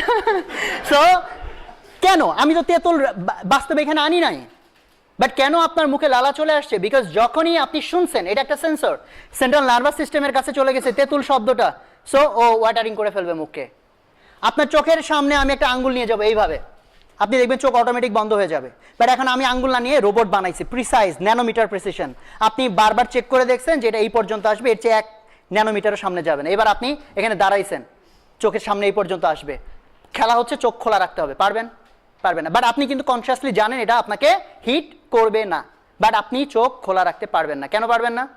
যখনই ওটা আসবে সাবকনসিয়াস মাইন্ড ও অটোমেটিক ধরে নিবে এটা বোধহয় আমাকে হিট করবে, সো অটোমেটিক রেসপন্স দিবে। মুভি দেখলে কাঁদতেছি কেন? Because automatic response. কান্নার উপর আমার কন্ট্রোল নাই, সাবকনসিয়াস মাইন্ডের কন্ট্রোল। সো ও দেখছে, বাস্তব মনে করছে এবং আউটপুট দিয়ে দিছে। অনেক সময় ঘুমের মধ্যে দেখবেন খুব দুঃখের যদি কোনো স্বপ্ন দেখেন, দেখবেন চোখের মধ্যে দিয়ে অটোমেটিক পানি চলে আসছে। সো এইটা একটা বিশাল ক্লু, বিশাল সিক্রেটের part, not the secret, part of the secret, যে সাবকনসিয়াস মাইন্ডের উপর কন্ট্রোল থাকাটা হচ্ছে আসল কথা। সো আমরা না, আমরা ভাবি আমরা যা, আমরা আসলে তা না। আমাদের সাবকনসিয়াস মাইন্ড যা, সেইটা হচ্ছে আমরা। সো এখন এটার ভিতরে গিয়ে মূল বক্তব্যটা শুরু হবে। আগে বুঝতে হয় সাবকনসিয়াস মাইন্ড জিনিসটা কি আর এটা কত বেশি পাওয়ারফুল। এটার অসংখ্য এক্সাম্পল আমি বলতে পারি, সময় বেশি নাই, তাছাড়া আজান দিয়ে দিবে অ্যাকচুয়ালি। সো আমাকে মনে খুব দ্রুত র্যাপ আপ করতে হবে, বাট আমি আসলে চাইছিলাম আরও একটু বেশি কথা বলতে, বাট শুরু করতে দেরি হয়ে গেছে। সাবকনশিয়াস মাইন্ডের যে অ্যাক্টিভিটি এবং যে প্রোগ্রামিং, সেটা নিয়ে আমি 2-1টা ক্লু বলি, তাহলে হয়তো আপনাদের চিন্তা করতে সুবিধা হবে। দেখবেন আমাদের কেউ না কেউ হয়তো তেলাপোকা ভয় পাই, বা মাকড়সা ভয় পাই, বা এই ধরনের জিনিসপত্র ভয় পাই। সো ধরেন তেলাপোকা আমরা যারা ভয় পাই, তাকে যদি আমি একদম যৌক্তিকভাবে বুঝাই, দেখেন ভাই তেলাপোকা এটা এমন কিছু করতে পারবে না। তেলাপোকার কামড়ে বছরে কয়জন মানুষ মারা যায়? No one. ইভেন মশার কামড়ে মানুষ মারা যায়, মানে মশা ভয় পাই না, আমরা তেলাপোকা ভয় পাই। তো আপনাকে অনেক যুক্তি দিলাম, আপনি কনভিন্স, না ভাই আর তেলাপোকা ভয় পাবো না, ওয়েল ঠিক আছে বসেন, শক্ত করে বসেন, নিয়ে দিলাম তেলাপোকা একটা ছেড়ে দেন, আবারও মারে বলে আপনি চিৎকার দিবেন। কেন? Subconscious mind. প্রথম 6 বছর একটা বাচ্চার জীবনে সবচেয়ে ইম্পর্টেন্ট, ওই সময় তার ব্রেইন সবচেয়ে বেশি প্রোগ্রামড হয়। ওই সময় সে দেখছে সবাই তেলাপোকা ভয় পায়, দ্যাটস ওয়াই ওই সময় যে প্রোগ্রাম তার ব্যাসাল গ্যাংলিয়াতে ঢুকে যাবে, ব্রেনের যেটা হ্যাবিট যে জায়গাটায় থাকে, সেই জায়গা রিরাইট করা অলমোস্ট ইম্পসিবল। না, ইম্পসিবল যারা সাবকনশিয়াস মাইন্ড কন্ট্রোল করতে পারে না, যারা পারে তারা রিরাইট করতে পারে। সো আপনি দেখবেন অনেক যুক্তি বুঝলেন, তেলাপোকার ভয় আপনার দূর হচ্ছে না, বিকজ এটা সাবকনশিয়াস মাইন্ডের মধ্যে লেখা। কনশিয়াস মাইন্ড যতই বুঝুক ও আমার হার্ম করতে পারবে না, হবে না। এবং সাবকনশিয়াস মাইন্ডের পাওয়ার আরও দেখেন, আপনি খাবার খাচ্ছেন খুব মজায়, পাশে বসে আমি সব জঘন্য সব জিনিসের বর্ণনা শুরু করলাম।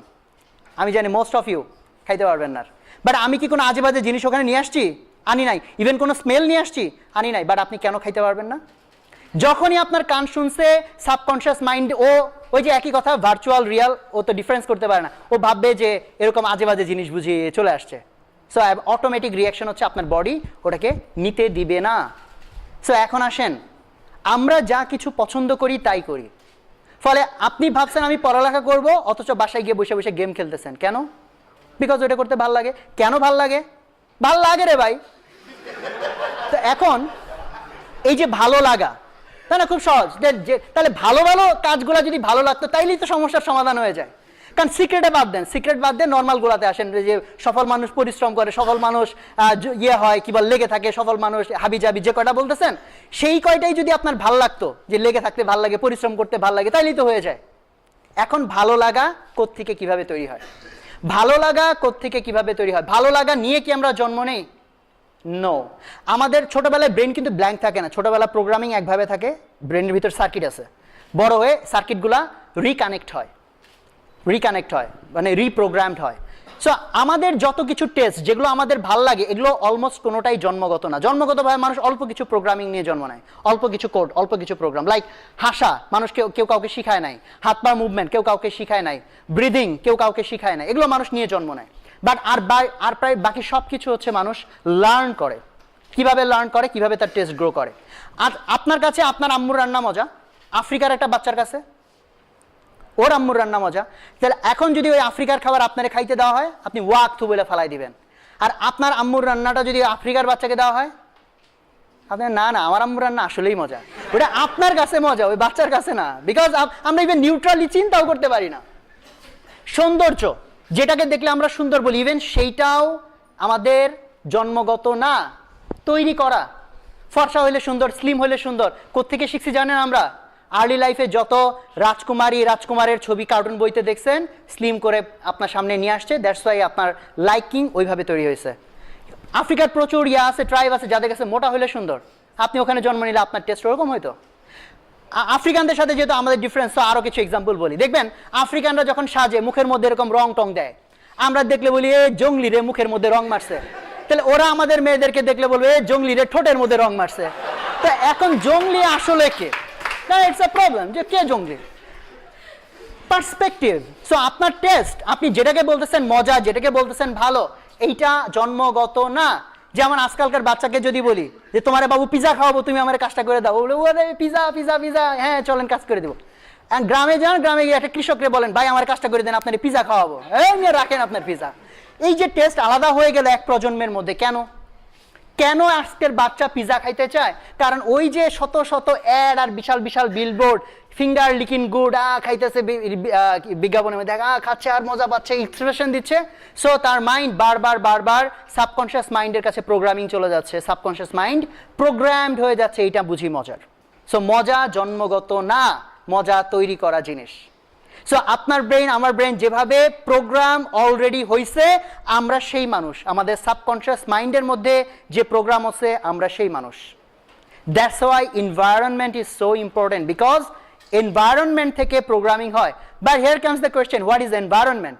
ছোটবেলা আমরা পড়ছি গাছপালা, পরিবেশ, প্রকৃতিকে এনভায়রনমেন্ট বলে। Absolutely no. এনভায়রনমেন্টের সঙ্গে আমার কাছে হচ্ছে আপনার দৃষ্টিভঙ্গি। How do you think that creates এর এনভায়রনমেন্ট? সো যারা হতাশ আর যারা হতাশ না, ডিফারেন্স ওখানেই। How do you think? Environment তৈরি করেন, নিজের মতো তৈরি করতে পারেন, বই পড়েন, সারাদিন বই পড়েন, আপনার একটা নতুন জগৎ তৈরি হয়ে যাবে, আলাদা জগৎ। আপনার টেস্ট, ফিলিং সব কিছু আলাদা হয়ে যাবে। সো যদি সিক্রেটের কথা বলতে চান, তাহলে আমি এটাই বলবো, সিক্রেটটা হচ্ছে how to reprogramme your subconscious mind. Subconscious mind যদি আপনি রিপ্রোগ্রাম করতে পারেন, দ্যাটস দ্য থিং। সো মানুষে ডিফারেন্সটা এই জায়গায় যে ভাবছে শেষ না, না ঠিক আছে, গুড, ভালো, ক্লাইম্যাক্স। তো আমি যদি এই দৃষ্টিভঙ্গি থেকে বলি, মানুষের ডিফারেন্সটা এখান থেকে চিন্তা করেন, আমাদের biologically we are all the same, 86 billion neuron সবার আছে। সো আপনি যদি এটাকে কম্পেয়ার করেন হার্ডওয়্যারের সাথে, একটা কম্পিউটারের হার্ডওয়্যারের সাথে, একটা কম্পিউটার কিনছি ফাটাফাটি কনফিগারেশন, বাট ভিতরে কোনো প্রোগ্রাম নাই, এটার কোনো দাম আছে? আচ্ছা, এইটুকু দাম আছে, ওটা ডেলাডেলি করা যাবে, এই আর কিছু না। সো আপনি এখন চিন্তা করেন আমাদের এই বডিটা হচ্ছে আমাদের হার্ডওয়্যার। সো হার্ডওয়্যার দিয়ে ডিফারেন্স হয় না, আল্লাহ সবাইকে হার্ডওয়্যার দিয়ে দিচ্ছে 86 বিলিয়ন, যার 8% মাত্র ইউজ করি। সো হার্ডওয়্যার আনইউজড পড়ে আছে। It's all about software, that make the difference. Software difference তৈরি করে। সো এখন কোন কোন সফটওয়্যার আমি ইনস্টল করলে আমার হয়ে যাবে? সুপারফিশিয়ালি বললে যেগুলো অলরেডি আপনারা জানেন, পরিশ্রম করতে হবে, অধ্যবসায় হতে হবে, ইত্যাদি ইত্যাদি, এগুলো সুপারফিশিয়াল। বাট আরও রুটে আমি 3টা প্রোগ্রামের কথা বলি, যেটা আজকে আর বলবো না, বিকজ আজকে আমার দায়িত্ব হচ্ছে ক্লু দেওয়া। আমি যে 3টা বলি প্যাটার্নের মধ্যেকার, সেটা অন্য কেউ অন্যভাবে বলতে পারে, বাট বেসিকটা হচ্ছে যা কিছু মূল জরুরি বিষয় সেইটাকে সাবকনশিয়াস মাইন্ডের মধ্যে প্রোগ্রাম করতে হবে। প্রশ্ন হচ্ছে এই প্রোগ্রাম করার কোনো টেকনিক বা কোনো অস্ত্রোপচার বা কোনো ওষুধ আছে কিনা? অ্যান্সার হচ্ছে ইয়েস, আছে। এবং সেই সায়েন্সটা কতদিন পুরনো science? Thousands of years back এই সায়েন্স মানুষের কাছে ছিল। যদি আপনি মনে করেন পৃথিবীর ইতিহাসটা যেভাবে আমরা পাঠ্য বইতে পড়ছি ওরকম, আই ডোন্ট অ্যাগ্রি। তাইলে এইটার সমাধান হয় না পিরামিড মানুষ কেমনে বানাইছে। আপনি ডিগ ডাউন ভালো মতো দেখেন, আপনি মিলাইতে পারবেন না। ইভেন এখনকার রিসেন্ট টেকনোলজি দিয়ে ওই মাত্র 20 বছরে গিজার পিরামিড বানানোর মতো কেউ সাহস এখন পর্যন্ত দেখাইতে পারে না যে উই ক্যান মেক ইট।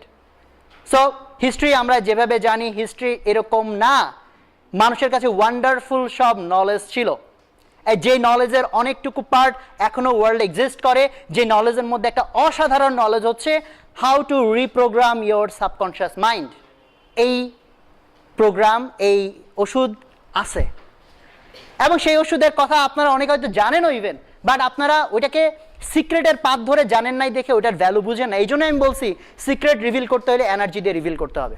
আমি বলে দিলেও লাভ হবে না, বলবেন ওগুলো আমি শুনছি, ওগুলো আমি জানি, বাট যেটা আপনি জানেন সেটা গুরুত্ব আপনি বুঝবেন না যতক্ষণ পর্যন্ত আপনি পরিশ্রম করে ওই পর্যায় পর্যন্ত না যাবেন। বাট আজকের দিনে আমি এইটুকু বলতে চাই যে আপনার সাকসেস বলেন, হোয়াট এভার, হ্যাপিনেস বলেন, হোয়াট এভার, সেটা ডিপেন্ড করবে আপনার সাবকনশিয়াস মাইন্ডের উপর। যেমন আমি একটা ক্লিয়ার ডিফারেন্স বলি সফল এবং অসফল মানুষের মধ্যে, হ্যাপি এবং আনহ্যাপি মানুষের মধ্যে। হ্যাপি পিপুলরা অলওয়েজ হচ্ছে পজিটিভ থিঙ্কিং রাখে, সব কিছুতে মজা পায়, সব কিছুতে উত্তেজনা বোধ করে, ফেইলুরের মধ্যেও পজিটিভিটি পায়। আর আনহ্যাপি মানুষ হচ্ছে ইভেন পজিটিভ জিনিসের মধ্যে নেগেটিভটা খুঁজে পায়। এইটুক কেন হইলো না, 99 পাওয়ার পরেও আনহ্যাপি, আর এক কেন পাইলাম না, এই টাইপের। সো যেমন ওইটাই যদি আমি চাই যে আমি সব কিছুতে পজিটিভ হবো, হাউ টু ডু দ্যাট? আবারও সেম কথা, আপনার ব্রেনকে রিপ্রোগ্রাম করতে হবে। And how to do it? হ্যাঁ, আছে, রাস্তা আছে, আপনাদেরকে খুঁজে বের করতে হবে। বাট এইটুকু আমি বলতে পারি, আমার 3 বছরের পড়ালেখা থেকে, believe me, there is science. But এই সায়েন্স মানুষ থেকে দূরে রাখা আছে। এই সায়েন্স মানুষ থেকে দূরে রাখা তার কারণ আছে, কারণ সেটাও একটা লম্বা স্টাডির বিষয়। এই সায়েন্স মানুষের হাতে দিয়ে দিলে পুঁজিবাদ মানুষকে কন্ট্রোল করতে পারবে না, মানুষ ফ্রি হয়ে যাবে। মানুষ বুঝবে তখন বস্তুর মধ্যে এমন কিছু নাই। সো এটা শিখতে দেওয়া হবে না, এটাকে মূল সায়েন্সের মধ্যে আনা হবে না, এটাকে সারা জীবনই সুডো সায়েন্স, সুপারস্টিশন এইসব তকমা দিয়ে দূরে রাখা হবে। Just I am giving you some clues, আর কিছু না।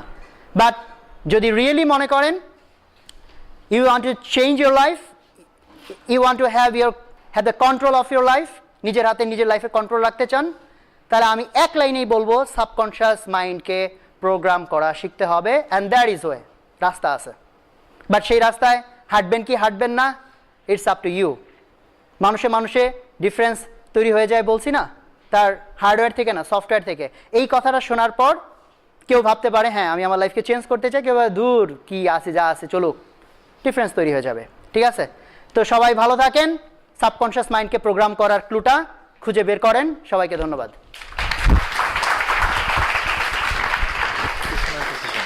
প্রশ্নের উত্তর আছে না, আজকে একটু কুইক করতে হবে না, কারণ নামাজের টাইমও হয়ে গেছে। হ্যাঁ, ওয়ালাইকুম আসসালাম। প্রশ্ন হচ্ছে, আপনি প্রথমে বলেছেন যে আপনি লাস্টে যেটা দিয়ে শেষ করলেন যে সাকসেসফুল মাইন্ডটাকে রিপ্রোগ্রাম করা সম্ভব, যে এটা রিপ্রোগ্রাম করা সম্ভব, এটাই হচ্ছে যে secret patterns of successful mind. তো আমার প্রশ্ন হচ্ছে যে এটা যদি একটা সায়েন্স হয়ে থাকে, এটা কি আসলে সম্ভব? কারণ আপনি এর আগে হচ্ছে কালচারাল সিম্বলিজমের কথা বলেছেন, যেখানে হচ্ছে যে আফ্রিকান একটা শিশু আর বাংলাদেশের একটা শিশু চয়েস এক না, যেহেতু এটা ইউনিভার্সাল না, একটা আফ্রিকান শিশুর চয়েস কিংবা আমাদের বাংলাদেশের একটা শিশুর চয়েস ইউনিভার্সাল না, তাহলে হচ্ছে যে আপনি যে সায়েন্সের কথা বললেন যে হ্যাঁ মানে সেটা ইউনিভার্সালি অ্যাপ্লিকেবল হবে কিনা? ডেফিনেটলি। আফ্রিকার বাচ্চার চয়েস আর আমাদের চয়েস যে আলাদা, এটা কি জন্মগতভাবে আলাদা? নো। হ্যাঁ, কালচারাল মানে কি এনভায়রনমেন্ট তার মাথার মধ্যে প্রোগ্রাম ঢুকাই দিছে যে এইটা হইলে মজা, তাই না? এখন ওই প্রোগ্রামটাকে আমাকে মুছে নতুন করে প্রোগ্রাম লিখতে পারলে হয়ে গেল। সো আমি যদি শিখেই ফেলি কিভাবে একটা প্রোগ্রামকে মুছতে হয় আর কিভাবে নতুন প্রোগ্রাম লিখতে হয়, তাহলে আমার মাথায় যাই লেখা থাকুক, I can wipe it out and I can write the new programme. আপনি বলেছেন যে হচ্ছে আমাদের মাইন্ড হচ্ছে ম্যাটেরিয়ালিস্টিক রিজনকে গ্রহণ করে না, তারা হচ্ছে যে সাবকনশিয়াস মাইন্ড যেটা বলে সেটাকে হচ্ছে অ্যাকসেপ্ট করে। তাহলে এটা কেমন করে সম্ভব? আপনি যে বললেন সাবকনশিয়াস মানে আমরা যে অ্যাক্টিভিটিগুলো করি, যেমন এই যে আমি হাত নাড়াচ্ছি, এটা কনসিয়াসলি না, সাবকনশিয়াসলি। হ্যাঁ, বা আপনি যেটাতে মজা পাচ্ছেন যেটা করে, সেটা সাবকনশিয়াসলি এই জন্য, বিকজ অ্যাক্টিভিটি মানে কি? অ্যাক্টিভিটি মানে হচ্ছে আমি হাত পা নাড়াবো, আমি কিছু একটা বলবো, আমি কিছু একটা চিন্তা করবো, তাই না? এই সব কিছু কোত্থেকে আসতেছে? আমার সাবকনশিয়াস মাইন্ড থেকে। মানে আমি যে হাত নাড়াচ্ছি, আমি যে কথা বলছি, এভরি লেটার আই প্রোনাউন্স, দেখেন মুখের মধ্যে কত সেটিংস চেঞ্জ হচ্ছে, কোত্থেকে আসতেছে? আমার সাবকনশিয়াস মাইন্ড থেকে। দ্যাটস ওয়াই যে মানুষ যখন কিছু একটা ভাবে তখন সেটা অ্যাকশনে পরিণত হয়, অথবা মানুষ যখন কিছু একটা ফিল করে এটা অ্যাকশনে পরিণত হয়। সো সেই থিঙ্ক এবং ফিল যাই আপনি করেন, সেটার মূল ঘটনাটা, মূল কেমিস্ট্রিটাই হচ্ছে সাবকনশিয়াস মাইন্ডের মধ্যে। সো ওখানে আপনার যে কেমিস্ট্রি কাজ করে সেটাই বাহ্যিকভাবে প্রকাশিত হয়। বাট কনসিয়াসলি আপনি ভাবছেন অনেক কিছু, আমি এটি করবো সেটা করবো, দেখবেন ওইটা দিয়ে কিছুই করা যায় না তা না। আমি বলছি ওটার কন্ট্রোল মাত্র 5%। আপনি ভাবছেন আমি সিগারেট খাবো না, এইটার কন্ট্রোল মাত্র 5%। ফলে 100টা কেস যদি হয়, আপনার চোখের সামনে সিগারেট আনা হয়, ওই কনসিয়াস মাইন্ডের শক্তি দিয়ে হয়তো 5টা কেসে নিজেকে আপনি আটকাইতে পারবেন, 95টা কেসে আটকাইতে পারবেন না নিজেকে। ফলে আলটিমেটলি আপনার বিহেভিয়ার কি রয়ে গেল? সাবকনসিয়াসে যে প্রোগ্রাম লেখা ছিল সেটাই রয়ে গেল। তাহলে এই প্রোগ্রাম এই কনসেপ্টটা সম্ভব? ডেফিনেটলি। এবং বলছি এটা নতুন কোনো সায়েন্স না, এটা অনেক পুরোনো দিনের সায়েন্স, বাট সায়েন্স এটাকে সায়েন্স বলে না, দ্যাটস দ্য প্রবলেম। জি, আমি শাওলি মামলা, আমার পরিচয়টা হচ্ছে নর্মালি আমার আপু একজন সাইকিয়াট্রিস্ট প্র্যাকটিশিয়ান। আপুর কাছ থেকে কিছু কেস স্টাডিজে জেনেছি যে যারা একদম মানে ক্রিমিনাল, সিরিয়াল কিলার বা এরকম কিছু পারভার্টিজম কাজ করে, এগুলো অনেক ক্ষেত্রে জেনেটিক্যালি ইনকোডেড করা থাকে। যেমন আমাদের 23 জোড়া ক্রোমোজোম, তার মধ্যে আপনি একটা ছেলেকে ইয়ে করি, মেয়ে বললেন না, জাস্ট একটা ছেলে, হ্যাঁ, এটা এক্সট্রা ক্রোমোজোমের সাথে এক্সট্রা একটা ক্রোমোজোম অ্যাড হয় ওয়াই অর এক্স। এটার জন্য কিছুটা জেনেটিক্যালি তারা অন্য ধরনের হয়ে। না, খুবই ইম্পর্টেন্ট কোয়েশ্চেন, আমি মনে হয় প্রশ্ন বুঝে ফেলছি। তাহলে ভাইয়া এটা কি ব্যাপার? এটা এই জন্যই আমি কিন্তু ব্রুস লিপটনের কথা বলছি, কারণ আমার পুরো লেকচারের মধ্যে আমি হেয়ালি করে অনেক কথা বলছি, বাট আমি আসলে অনেক ক্লু দিছি, অনেকে হয়তো ধরতেই পারেনি আমার ক্লুগুলো কোথায় কোথায়। ম্যাটারিজম বুঝেছেন, এটা ম্যাটারিজমের উপর ডিপেন্ড করছে না, আমি 3টা পয়েন্ট বলছি না।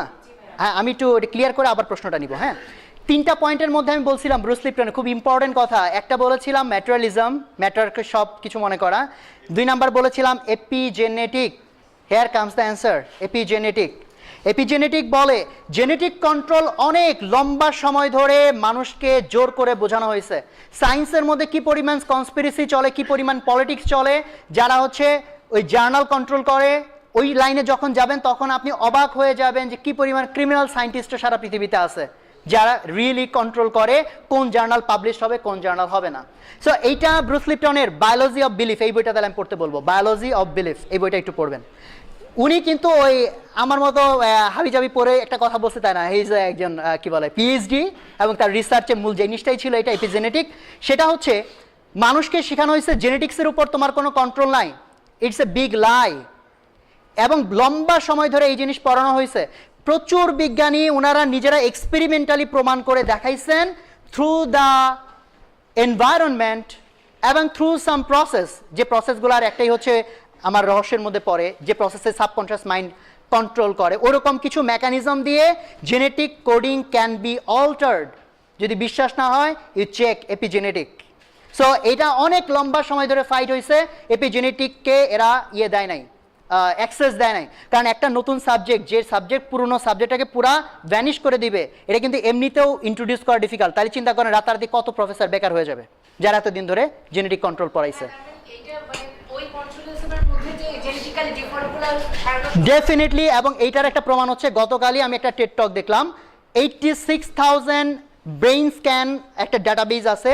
আপনি 86,000 ব্রেইন স্ক্যান দিয়ে টেড টকে আপনি সার্চ করলে একটা টক পাবেন, যে টকে তারা দেখাইছে যে ক্রিমিনাল ব্রেইন যারা, তাদেরকে ওই যে আমি যে ধরনের প্রসেসের কথা বলছি যে ব্রেইনকে রিপ্রোগ্রাম করার, সেটার কিছু একটা সাইন্টিফিক টুলস আছে আর কিছু হচ্ছে পুরনো থিওরি আছে। সো সেই টুলস ইউজ করে কিভাবে ক্রিমিনাল মাইন্ডকে অ্যাবসলিউটলি গুড সিটিজেনে কনভার্ট করছে। সো আপনি চিন্তা করেন সারা পৃথিবীতে আমরা এখন পর্যন্ত, যখন আমি ম্যাটেরিয়ালিস্টিক সায়েন্সের কথাও যদি বলি, কেন আমরা এইভাবে চিন্তা করি যে একটা ক্রিমিনালকে পানিশ করতে হবে? ওয়াই ডোন্ট উই থিঙ্ক যে ক্রিমিনালকে মানুষ করতে হবে? সারা জীবনে বহুত ক্রিমিনালকে ফাঁসি দেওয়া হয়েছে, তাতে কি ক্রিমিনাল হওয়া বন্ধ ছিল? সারা জীবনে প্রচুর কিলারকে ফাঁসি দেওয়া হয়েছে, কিলিং কি বন্ধ হয়েছে? হয় নাই। সো আমরা কেন সেই মধ্যযুগীয় ভাবে চিন্তা করবো যে ওকে মেরে ফেলাটাই সমাধান? Why don't we think যে দরকার হলে ওটা তাবলিগে পাঠাই দাও? না মানে আপনি চিন্তা করেন যে আমাদের ঢাকা কলেজে দেখছি যে আমাদের একটা ভাইয়া ছিল, মানে বিশাল শয়তান বলতে যাবো, যে মটট খায়া ওই যে হলের গেটে পড়ে ছিল, তাবলিগে যায় না কিছু লোকজন, তো তাকে ধরে নিয়ে গেছে এবং সে এমন ট্রান্সফার হয়েছে, মানে আমি কথার কথা বললাম তাবলিগের কথা, মানে সোজা কথা, মানুষকে ইভেন ব্রেইন ওয়াশ শুধু কথা দিয়েও করে ফেলা যায় রিপিটেডলি। ধরেন আমরা যারা মনে করি যে জঙ্গিবাদ ঘৃণা করি, যে মানুষকে মেরে ফেলতেছে, সো আপনি মনে করেন ভাই আমি তো জীবনেও জঙ্গি হইতাম না, এটা তো সুস্পষ্টভাবে একটা অন্যায়। আপনাকে নিয়ে যাওয়া হোক জঙ্গিবাদের ক্যাম্পে, ওরা 1 মাস ধরে আপনাকে ট্রেন আপ করুক, দেখেন আপনি কত বিশাল জঙ্গি হয়ে বেরিয়ে আসবেন, তাই না? সো মানুষকে চাইলে রিপ্রোগ্রাম ইভেন সিলি ওয়েতেও ট্রাই করলেই করা যায়, তাকে বারবার বলে। সেটা না করে ওয়ার্ল্ড ওয়াইড কেন এখন এই সিস্টেম ওকে পানিশ করতে হবে? পানিশমেন্ট হইতে পারে, এটা লাস্ট স্টেজ, কিউর করার স্টেজটা কোথায়? ইভেন কেন সায়েন্স এখানে প্লে করে না? এই যে বিশাল সব নিউরো সায়েন্টিস্ট যারা ইভেন ব্রেনের অ্যাক্টিভিটি চেঞ্জ করে এত রোগ সারাচ্ছে, দেখবেন তাদের খুব অল্প অ্যাক্টিভিটি ক্রিমিনালকে ঠিক করার জন্য। But this is not true genetically encoded. যদি জেনেটিক্যালি এনকোডেড হয়েও থাকে, that can be altered, even that brain can be also reprogram. এবং এই কথা ভুল, জেনেটিক কন্ট্রোলের হাতে মানুষ জিম্মি, never. Genetic control can be reprogrammed, এটাই হচ্ছে এপিজেনেটিক বলে। প্লিজ।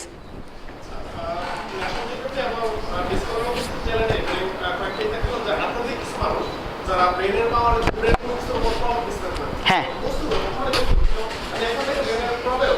হ্যাঁ, এটাকে নোয়েটিক সায়েন্স বলে। হ্যাঁ, সাপোর্ট করে, এটা হচ্ছে নোয়েটিক সায়েন্স। নোয়েটিক সায়েন্স, হ্যাঁ, আমি এটা হাইপোথিসিস দিতে পারি, মানে this is not science, don't take it as a science. আমি এটা হাইপোথিসিস দিতে পারি। ম্যাট্রিক্স মুভির মধ্যে দেখা একটা বাচ্চা চামচের দিকে তাকায়, ভাবলো চামচ বাঁকা হয়ে গেল, চামচ বাঁকা হয়ে গেছে, তাই না? This is called noetic science. ধরেন এই হল ভর্তি মানুষ, আমরা সবাই মিলে ভাবলাম এই লাইটটা অফ হয়ে যাক, আরে ভাবলো আর বন্ধ হয়ে যাবে? হ্যাঁ, নোয়েটিক সায়েন্স বলে হ্যাঁ দ্যাট ইজ পসিবল। নোয়েটিক সায়েন্স কিন্তু রিয়েলিস্টিক মূল সায়েন্স বিলিভ করে না।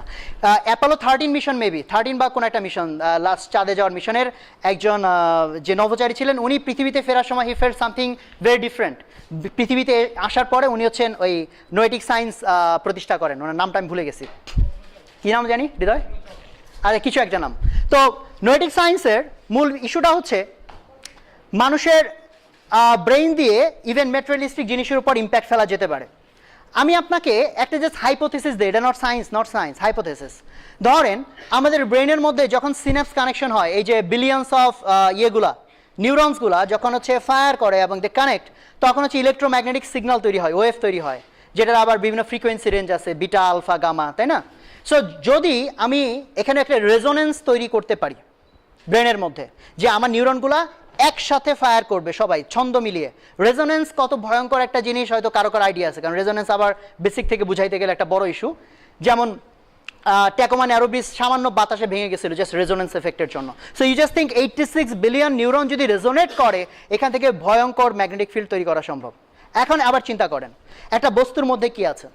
বস্তুর মধ্যে আছে তার কেন্দ্রে হচ্ছে নিউক্লিয়াস, তার চারপাশে ঘুরতেছে ইলেকট্রন। ইলেকট্রন ঘুরলে একটা মুভিং চার্জ কি তৈরি করে? Magnetic field. সো আপনার ব্রেনের মধ্যে আপনি কি জেনারেট করতে পারছেন? Magnetic field, electromagnetic field. So চিন্তা করেন, এটা হাইপোথিসিস, যে আমার ম্যাগনেটিক ফিল্ড আমি এত স্ট্রং ওয়েতে তৈরি করলাম এবং এত ফোকাসড ওয়েতে আমি এটাকে ডিরেক্ট করতে পারলাম যে আমি ওই অবজেক্টের ইলেকট্রনটাকে আমি ইনফ্লুয়েন্স করতে পারবো। ধরেন যে আমি ভাবলাম ওই রডটা হচ্ছে সোজা আছে, এটা বাঁকা হয়ে যাক। সোজা থেকে বাঁকা করতে কি লাগবে? সোজা আছে মানে এটা হার্ড, কঠিন। বাঁকা করার জন্য অ্যাটমগুলোকে কি করতে হবে? দূরে দূরে সরাইতে হবে, তাহলে এটা লিকুইডের মতো হয়ে যাবে। সো এখন হাইপোথেসিস হচ্ছে আমি ইলেকট্রনগুলোকে বা অ্যাটমগুলোকে রিকোয়েস্ট করলাম, ভাই অ্যাটম তুমি একটু দূরে দূরে সরো, তাহলে এটা এরকম হয়ে যাবে। আর এটা ফাইজলামি কথা, আমি বলবো অ্যাটম আর ও আমার কথা শুনবে না, শুনবে না। সো হোয়াট ইফ আমাদের ব্রেইনের সেই ম্যাগনেটিক ফিল্ড যদি আমার ওই পর্যন্ত ইয়ে করতে পারে, ইনফ্লুয়েন্স করতে পারে, এটা number 1 proposition. Number 2, the spooky action. আপনারা হয়তো শুনে থাকবেন এনটেঙ্গলমেন্ট থিওরি। সো কোয়ান্টাম ফিজিক্স, আমি যদি বলি যে রিয়েলি আপনি রিয়েল ফিজিক্স জানতে চান, তাহলে বলবো কনসেন্ট্রেট অন কোয়ান্টাম ফিজিক্স, ওইটা মানুষকে রিয়েল স্টাডির দিকে নিয়ে যাবে।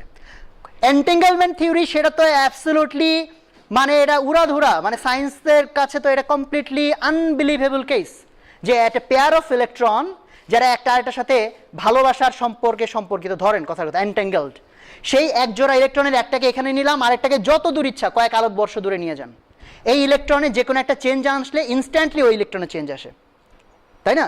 সো এই সায়েন্সগুলো এখন রিভিল হচ্ছে। সো এই জন্য আমি এটাকে হেসে উড়াই দিই না, rather I believe it really seriously, যে মানুষ তার ব্রেইন দিয়ে ফিজিক্যাল অবজেক্ট কেন মানে অনেক কিছুকে কন্ট্রোল করতে পারে। But don't take it as a science. আপাতত এটা হচ্ছে প্রপোজিশন আমার এমনি। আচ্ছা, আর কারো কোনো প্রশ্ন? জি প্লিজ।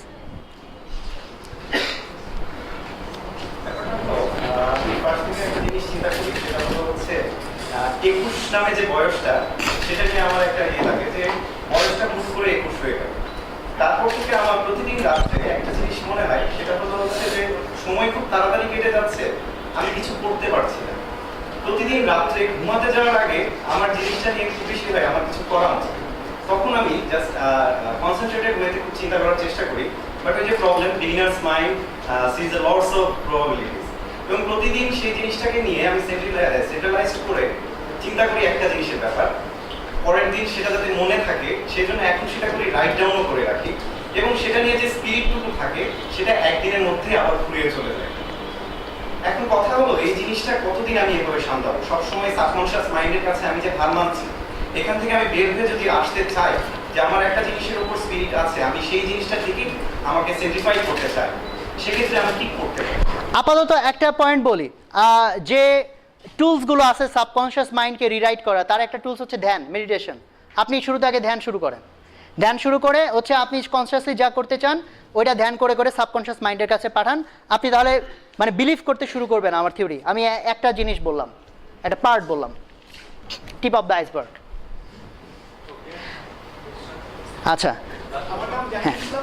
একটা প্রশ্ন ছিল যে 8% যে আমরা ব্রেনে ইউজ করি এবং মাত্র আইনস্টাইন 11% ইউজ করছে, হ্যাঁ, এটা কি সায়েন্টিফিক ফ্যাক্ট নাকি সায়েন্স? এটা I think scientific factor. Scientific আমি কিন্তু অনেক লন্ডন লিংক করেছে, সেখানে স্পষ্ট বলা ছিল যে সেটা It is a myth. মানে না, ইটস নট অ্যাকচুয়ালি মিথ, এটা হচ্ছে ঠিক মেজারেবল, অ্যাবসলিউটলি মেজারেবল সায়েন্স না। বাট রিসেন্ট আপনি নিউরো সায়েন্টিস্টের সায়েন্সের, আচ্ছা হয়তো কনসেন্ট্রেট করতে পারলে একটা ফোকাস করতে একটা জায়গায় আর না হলে হ্যাঁ হ্যাঁ হ্যাঁ হ্যাঁ হ্যাঁ, মানে জিনিসটা ঠিক আক্ষরিক অর্থে না, জিনিসটা এরকম অর্থে যে হ্যাঁ, মানে এটাকে সুডো বলা ঠিক না, সুডো বললে আবার একটু এটাকে অসম্মান করা হয়।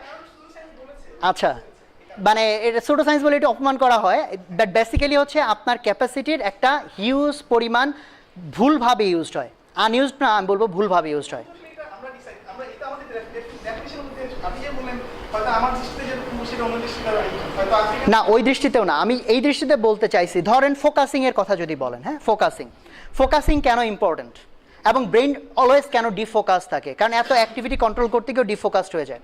ফোকাসিং এই জন্য ইম্পর্টেন্ট যে এই রুমের মধ্যে আপনাকে আমি আটকায় রাখলাম, ধরেন কোনো দরজা জানলা নাই, কোনো অক্সিজেন ঢুকবে না।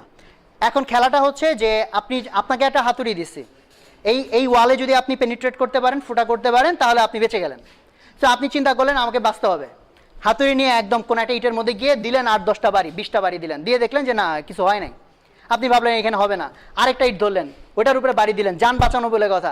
এরকম এই রুমে যত ইট ছিল সবই 2-4টা বাড়ি দিয়েছেন, অন্তত 2-4টা বাড়ি আপনি দিয়েছেন। বলেন দেখি আপনি পেনিট্রেট করতে পারবেন কিনা? Answer is no. So best possible option কোনটা ছিল? যা বাড়ি দেওয়ার একটা বাড়ি দেওয়া। আচ্ছা, যদি ভুল ইট সিলেক্ট করে থাকেন, still then that is the মানে আপাতত বেস্ট সলিউশন। তো এই যে ফোকাসিং যে খুব ইম্পর্টেন্ট, এটা বোঝার জন্য ধরেন খুব বেশি ইয়ে লাগে না, জ্ঞান বুদ্ধি লাগে না। কিন্তু ওই আমরা 8% ইউজ করি সেটা কিন্তু আসলে ওইটার কিন্তু খুব একটা এক্সাক্ট না ওটা সম্পর্ক আছে। কারণ হচ্ছে আমি যে রেজোনেন্সের কথাটা এই জন্যই বলছি, যখন আপনার ব্রেন সমানে ফায়ার করতেছে neuron, but that is not resonating, outcome আসবে না। ইটস কাইন্ড অফ যে সাবকনশাসলি কিন্তু আমাদের ব্রেন কিন্তু অনেক কাজ করে। যেমন হ্যাঁ আমি সাবকনশাসলি আমার হ্যাঁ ডিজাইন থেকে শুরু করে হ্যাঁ বায়োলজিক্যাল যে কাজ স্টিল দেন যে পরিমাণ আরও ক্যাপাসিটি তার আছে, we don't use it, we can't use it. তার কারণই হচ্ছে এটাকে আমরা রেজোনেট করাইতে পারি না। সো ফোকাস করা, আমাদের চারপাশে পরিবেশের উপর আমি সেই পরিবেশের তৈরি করলে স্বাভাবিকভাবে এক্সামের আগে আমাদের হয়তো স্বাভাবিকভাবে অনেক রাইট, এক্স্যাক্টলি এই এক্সাম্পলটা আমি বলতে চাইছিলাম। জাস্ট সবাই একটু চিন্তা করেন তো, আপনার লাইফে আপনার যে অবস্থা, এক্সামের আগের রাতে আপনি যে মানুষটা, যে পড়ালেখাটা আপনি করেন সারা বছর, ওইটা না হোক তার 50%ও যদি করেন, তাহলে চিন্তা করেন আপনি কি হয়ে যেতেন।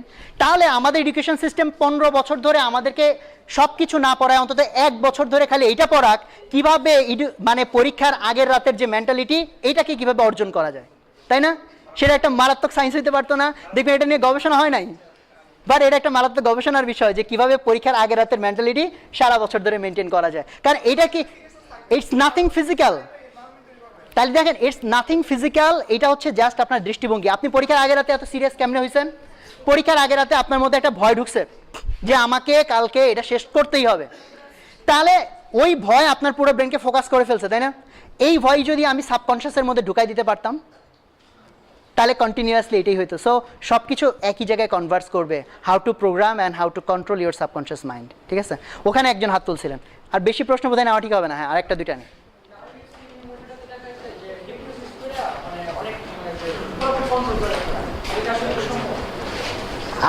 আমি তো টুকটাক বিদ্যার দিকে চলে যাচ্ছি প্রায়। সো আচ্ছা, এগুলো নিয়ে আমি কিছু জিনিস এক্সপেরিমেন্ট করছি, হ্যাঁ, বাট আমি এগুলোকে মানুষ যেরকম হাসে উড়ায় দেয় আমি দেই না, হ্যাঁ। সো মানে বাট এটা হচ্ছে এবার ওপেন প্ল্যাটফর্মে যদি বলি ব্ল্যাক ম্যাজিক এই সেই, এটা শুনতে কেমন খারাপ শোনা যায়, হ্যাঁ, যেহেতু সায়েন্সের কথাবার্তা হচ্ছে। বাট হচ্ছে আমি বলবো যে এগুলোকে সুপারস্টিশন বলে ফেলায় না দিয়ে আপনি চাইলে ডিগ ডাউন করতে পারেন, ওর দিয়ে কিছু পাইতেও পারেন। আর কিছু? ঠিক আছে, আমার মনে হয় শেষ করে দিই। আরেকটা বই তো প্রচুর, মানে কোন রিলেটেড? মানে কোন রিলেটেড? সাবকনশিয়াস মাইন্ড নিয়ে, রিপ্রোগ্রামিং নিয়ে? এটা খোঁজা শুরু করতে পারেন। আচ্ছা, এটা দিয়ে আমি জানি না, এটা নিয়ে আমি গুগলে সার্চ করি না। গুগলে যদি সার্চ করি how to reprogramme my subconscious mind, আমি জানি না কি রেজাল্ট দিবে। এটা দিয়ে একটু সার্চ করে দেখতে পারেন কি আসে। তো পাওয়ার অফ, আমি প্রচুর রকমের বই পড়ছি, এত বেশি পড়ছি যে মানে একটা দুইটা বলতে গেলে আমার জন্য ডিফিকাল্ট হয়। আচ্ছা, থিঙ্ক অ্যান্ড গ্রো রিচ একটা বই আছে, খুব বিখ্যাত বই, অনেক নাম করা বই, হ্যাঁ। এটার মধ্যে দেখবেন অনেক আজে বাজে কথাবার্তা, ফালতু কথাবার্তা লেখা। বাট আমি আপনাকে রিকোয়েস্ট করবো, এটাকে ফালতু মনে করবেন না, এটাকে সিরিয়াসলি নিয়ে দেন আপনি আবার চিন্তা করবেন। Number 2, power of your subconscious mind, এটাও একটা খুব বিখ্যাত বই। দেখবেন একই কথা বারবার করে লিখছে, আর কি হাবিজাবি কথাবার্তা লিখছে, উদ্ভট সব কথাবার্তা লিখছে। জাস্ট আমার রিকোয়েস্ট হচ্ছে এগুলোকে উদ্ভট মনে করবেন না, টেক দিস সিরিয়াসলি। সো এই দুইটা থেকে অ্যামাজনে গিয়ে এটার যে কোনো একটা সার্চ যদি করেন আপনি, for example think and grow rich বা power of your subconscious mind, তাহলে সুবিধা হচ্ছে অ্যামাজন আবার কি করবে, একই রকম অনেক বই আপনার সামনে এনে দিবে। টেড টকে প্রচুর জিনিস পাবেন। সবচেয়ে ইম্পর্টেন্ট হচ্ছে সাবকনশিয়াস মাইন্ড দিয়ে আপনি সার্চ করে করে প্রচুর ম্যাটেরিয়ালস পাবেন, প্রচুর জিনিসপত্র পাবেন। আর ব্রুস লিপটনের যে বইটার কথা বলছি, বায়োলজি অফ বিলিফ, এই বইটা স্টাডি করতে পারেন। এবং আর আমি ম্যানেজমেন্ট রিলেটেড অনেকগুলো বই পড়ছি যেগুলার দূরবর্তী connection, but if your mind is মানে ভেরি কনসিয়াস, তাহলে আপনি ওখান থেকেও কিছু উঠাইতে পারবেন। ফর এক্সাম্পল ডেলিভারিং হ্যাপিনেস খুব অসাধারণ একটা বই, jappos.com এর মালিক লিখছে। ওখানে স্পিরিচুয়ালিটির কিছু পাবেন না, বাট আমি বলবো যে না, পাবেন। আর একটু ডিগ ডাউন আপনি স্টিভ জবসের লাইফ পড়বেন, বলবেন যে না, এটা তো সব একই। না, আপনি আরও ভিতরে তাকান, ক্লু ইজ এভরিওয়্যার, সব জায়গায় আছে। জাস্ট আপনাকে শিখতে হবে হাউ টু সি ইট, কীভাবে দেখতে হয়। সো আমার মনে হয় আমি শেষ করি। লাস্ট একটা লাইন বলতে চাই, যদি মানে আমি যে সাবকনশিয়াস মাইন্ডকে বললাম রিপ্রোগ্রাম করতে হবে, রিপ্রোগ্রাম করে আপনাকে কি অর্জন করতে হবে, একটা জিনিস বলি, বিলিভ কিভাবে করতে হয় এটা শিখতে হবে, হাউ টু বিলিভ। বিলিফের বিশাল ভূমিকা, বিশাল। অনেকে মনে করে আমি বিশ্বাস করলাম কি করলাম না কি আসে যায়, আমার যা এবিলিটি তাই তো হবে। নো, বিলিভ মারাত্মক একটা জিনিস, মারাত্মক। জাস্ট বিলিভ করতে শেখা একটা রেভলিউশনারি জিনিস। সো আমি এই কথা এই জন্যই বললাম, যখন আপনি এই জিনিসটা ডিগ ডাউন করবেন তখন আপনি বুঝতে শুরু করবেন অসাধারণ হওয়ার মতো সব কিছু দিয়েই সৃষ্টিকর্তা আপনাকে পাঠাইছে, স্টিল দেন আপনি অসাধারণ হন নাই। তার প্রথম কারণ আপনি বিলিভ করেন নাই। সো বিলিভ করেন, অসাধারণ হওয়ার সব কিছু আপনার মধ্যে আছে। সবাইকে ধন্যবাদ।